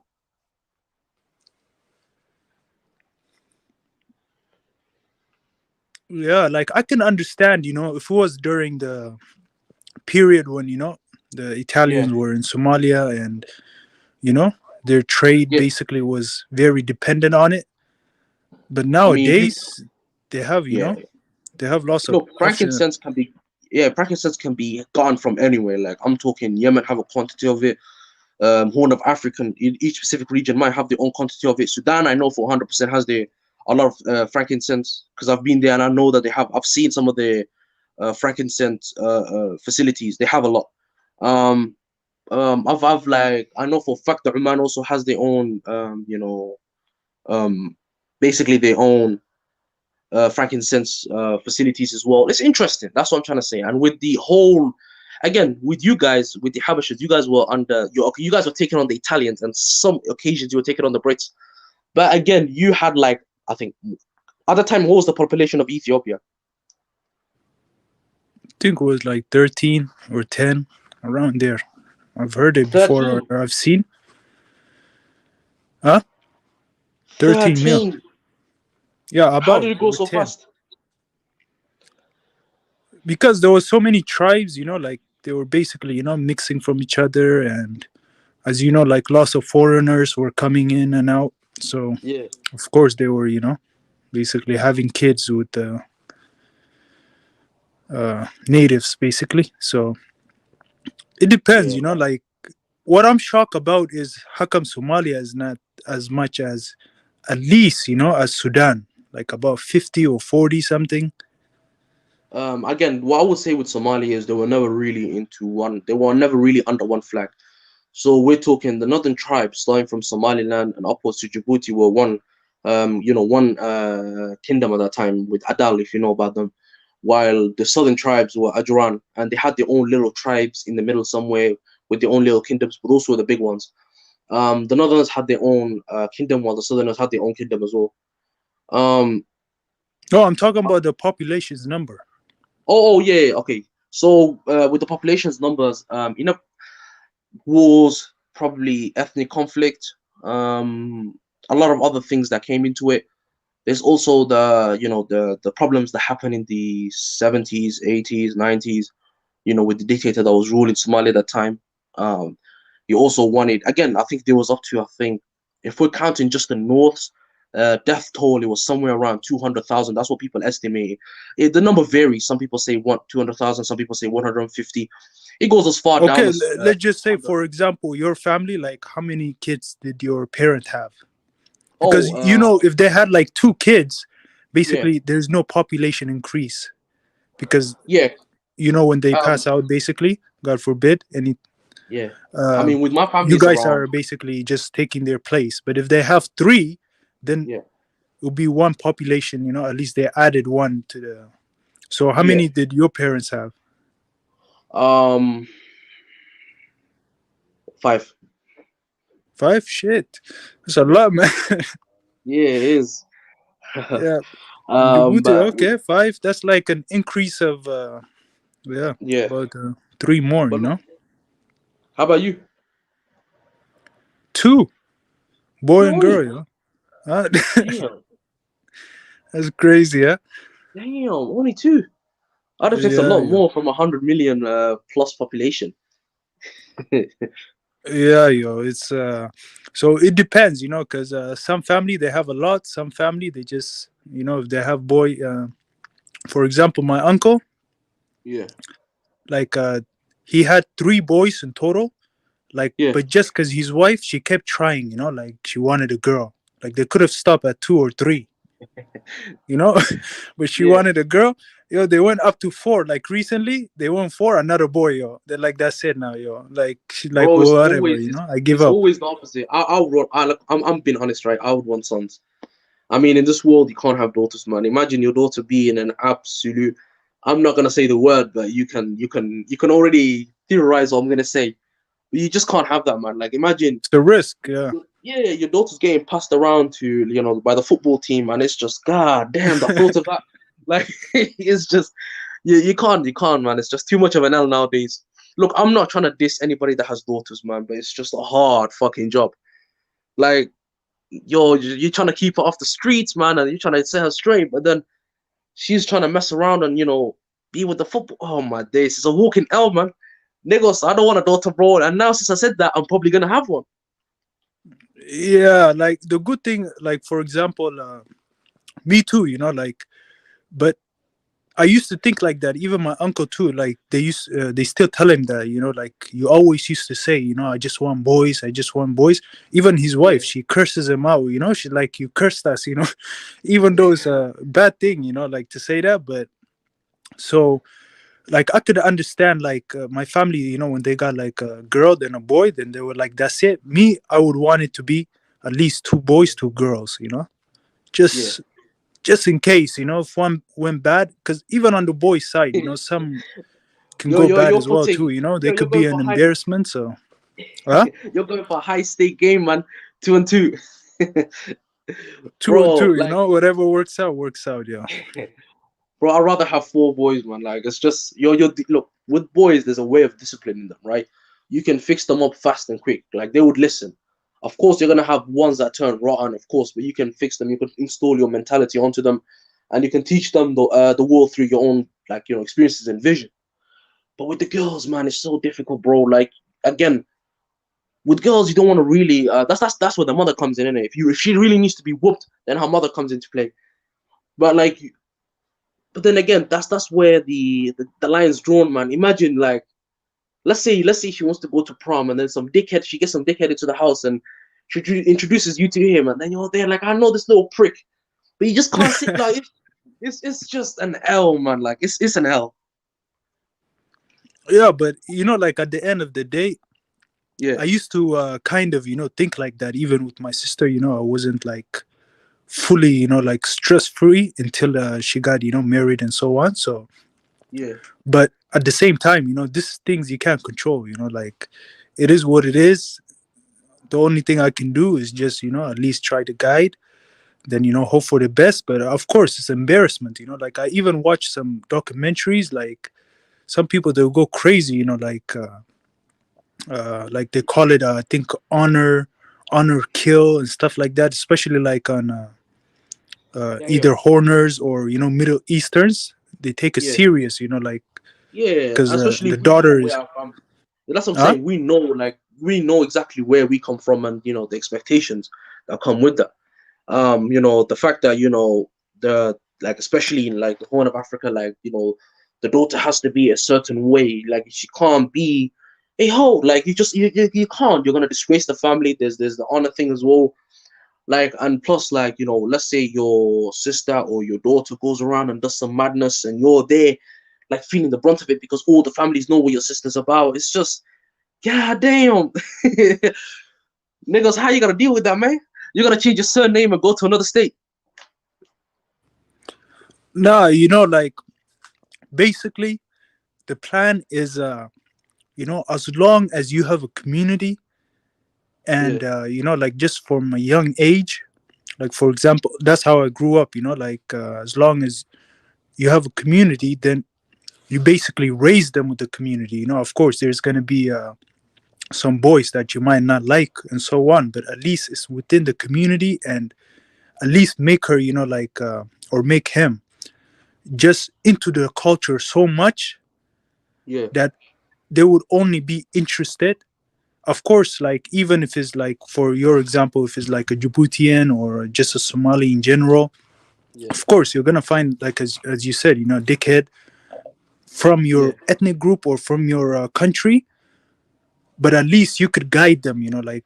But if it's like, especially being in the West or whatever, it's like it's hard. So I would say, like, my plan is just keep them connected with the community. Of course they can have their life, go to whatever school, be friends with whatever and so on, but just put that pride of, basically, just within the community. Like, it's hard, yeah. but Integrate them into the community. Yeah, yeah, like make them, like know that at least this is, what's gonna make us happy. Like, because that's how I grew up. Like for me to be very like prideful, and I had lots of opportunities, like to basically, uh, yeah, with other nationalities, but I couldn't because I'm like, it's not gonna make the family, like, even if it's a white girl, even if it's an Arab, or even if it's yeah, a Latino or whatever, even if she looks good, it's like yeah. it's still not gonna be the same, like they don't care about that, so And plus, like you said it yourself, Negos, that you didn't feel comfortable until your sister got married off. Like basically you never had that that feeling of relaxation because you always had that stress about it. Your sister being unmarried, and you always have that little stress in your back of your brain. I think it's something similar to me as well. Like it's always gonna be there until the moment you can trust somebody else to marry your sister. Your mind is gonna be under that pressure, and you're always gonna keep a solid eye. But it's just I mean, I think it's part of the culture, man. That's what I have to say. It's the fact that you know we grew up into that culture, and the fact that you're again, look, there's this whole argument about if you're the man or if you're the male in the house, you should always look after the family. You should always keep an eye on them. You're the person that's responsible for your own family. And again, that kind of comes into play. Um, Again, there's if you know about it's not just us, or just it's not just Horners in general. It's North Africans that have this tradition as well, where they're always the same, or very similar to us. The Arabs have this as well. Certain Asian countries have this as well. Um, yeah, it's not just one thing. It's not just one group of people. It's a lot of group of people that have the same urge as well. They don't have that relaxation. It's just look. I've seen white people, man. They're comfortable with their sister doing a lot of crazy stuff, man. I've seen it with my own eyes, man. Yeah, yeah, I know even me what I too. know. Like for example, the first time, like I knew my mother was like very, very strict. I had this white girlfriend, Yeah, and we were basically downstairs, like mother was upstairs. I didn't even know she was home. yeah, Like as I was walking her out and so on. So when she seen her, she didn't say anything. Like when I came back to the house, like, you know, everything was all good. Like I didn't know. Like she came, like had a serious talk, you know, that like a family talk, you know, not just like. So I'm like, it's not even that serious, you know. Like I was like basically, you know, 16, 15. So Yeah. I'm like, it's not that serious, you know, but they made it, you know, like basically, I don't know, I call it like a brainwash, you know, like so, since ever before that too was like be connected to the community and so on. But since then was like, I don't know, it was, you know, like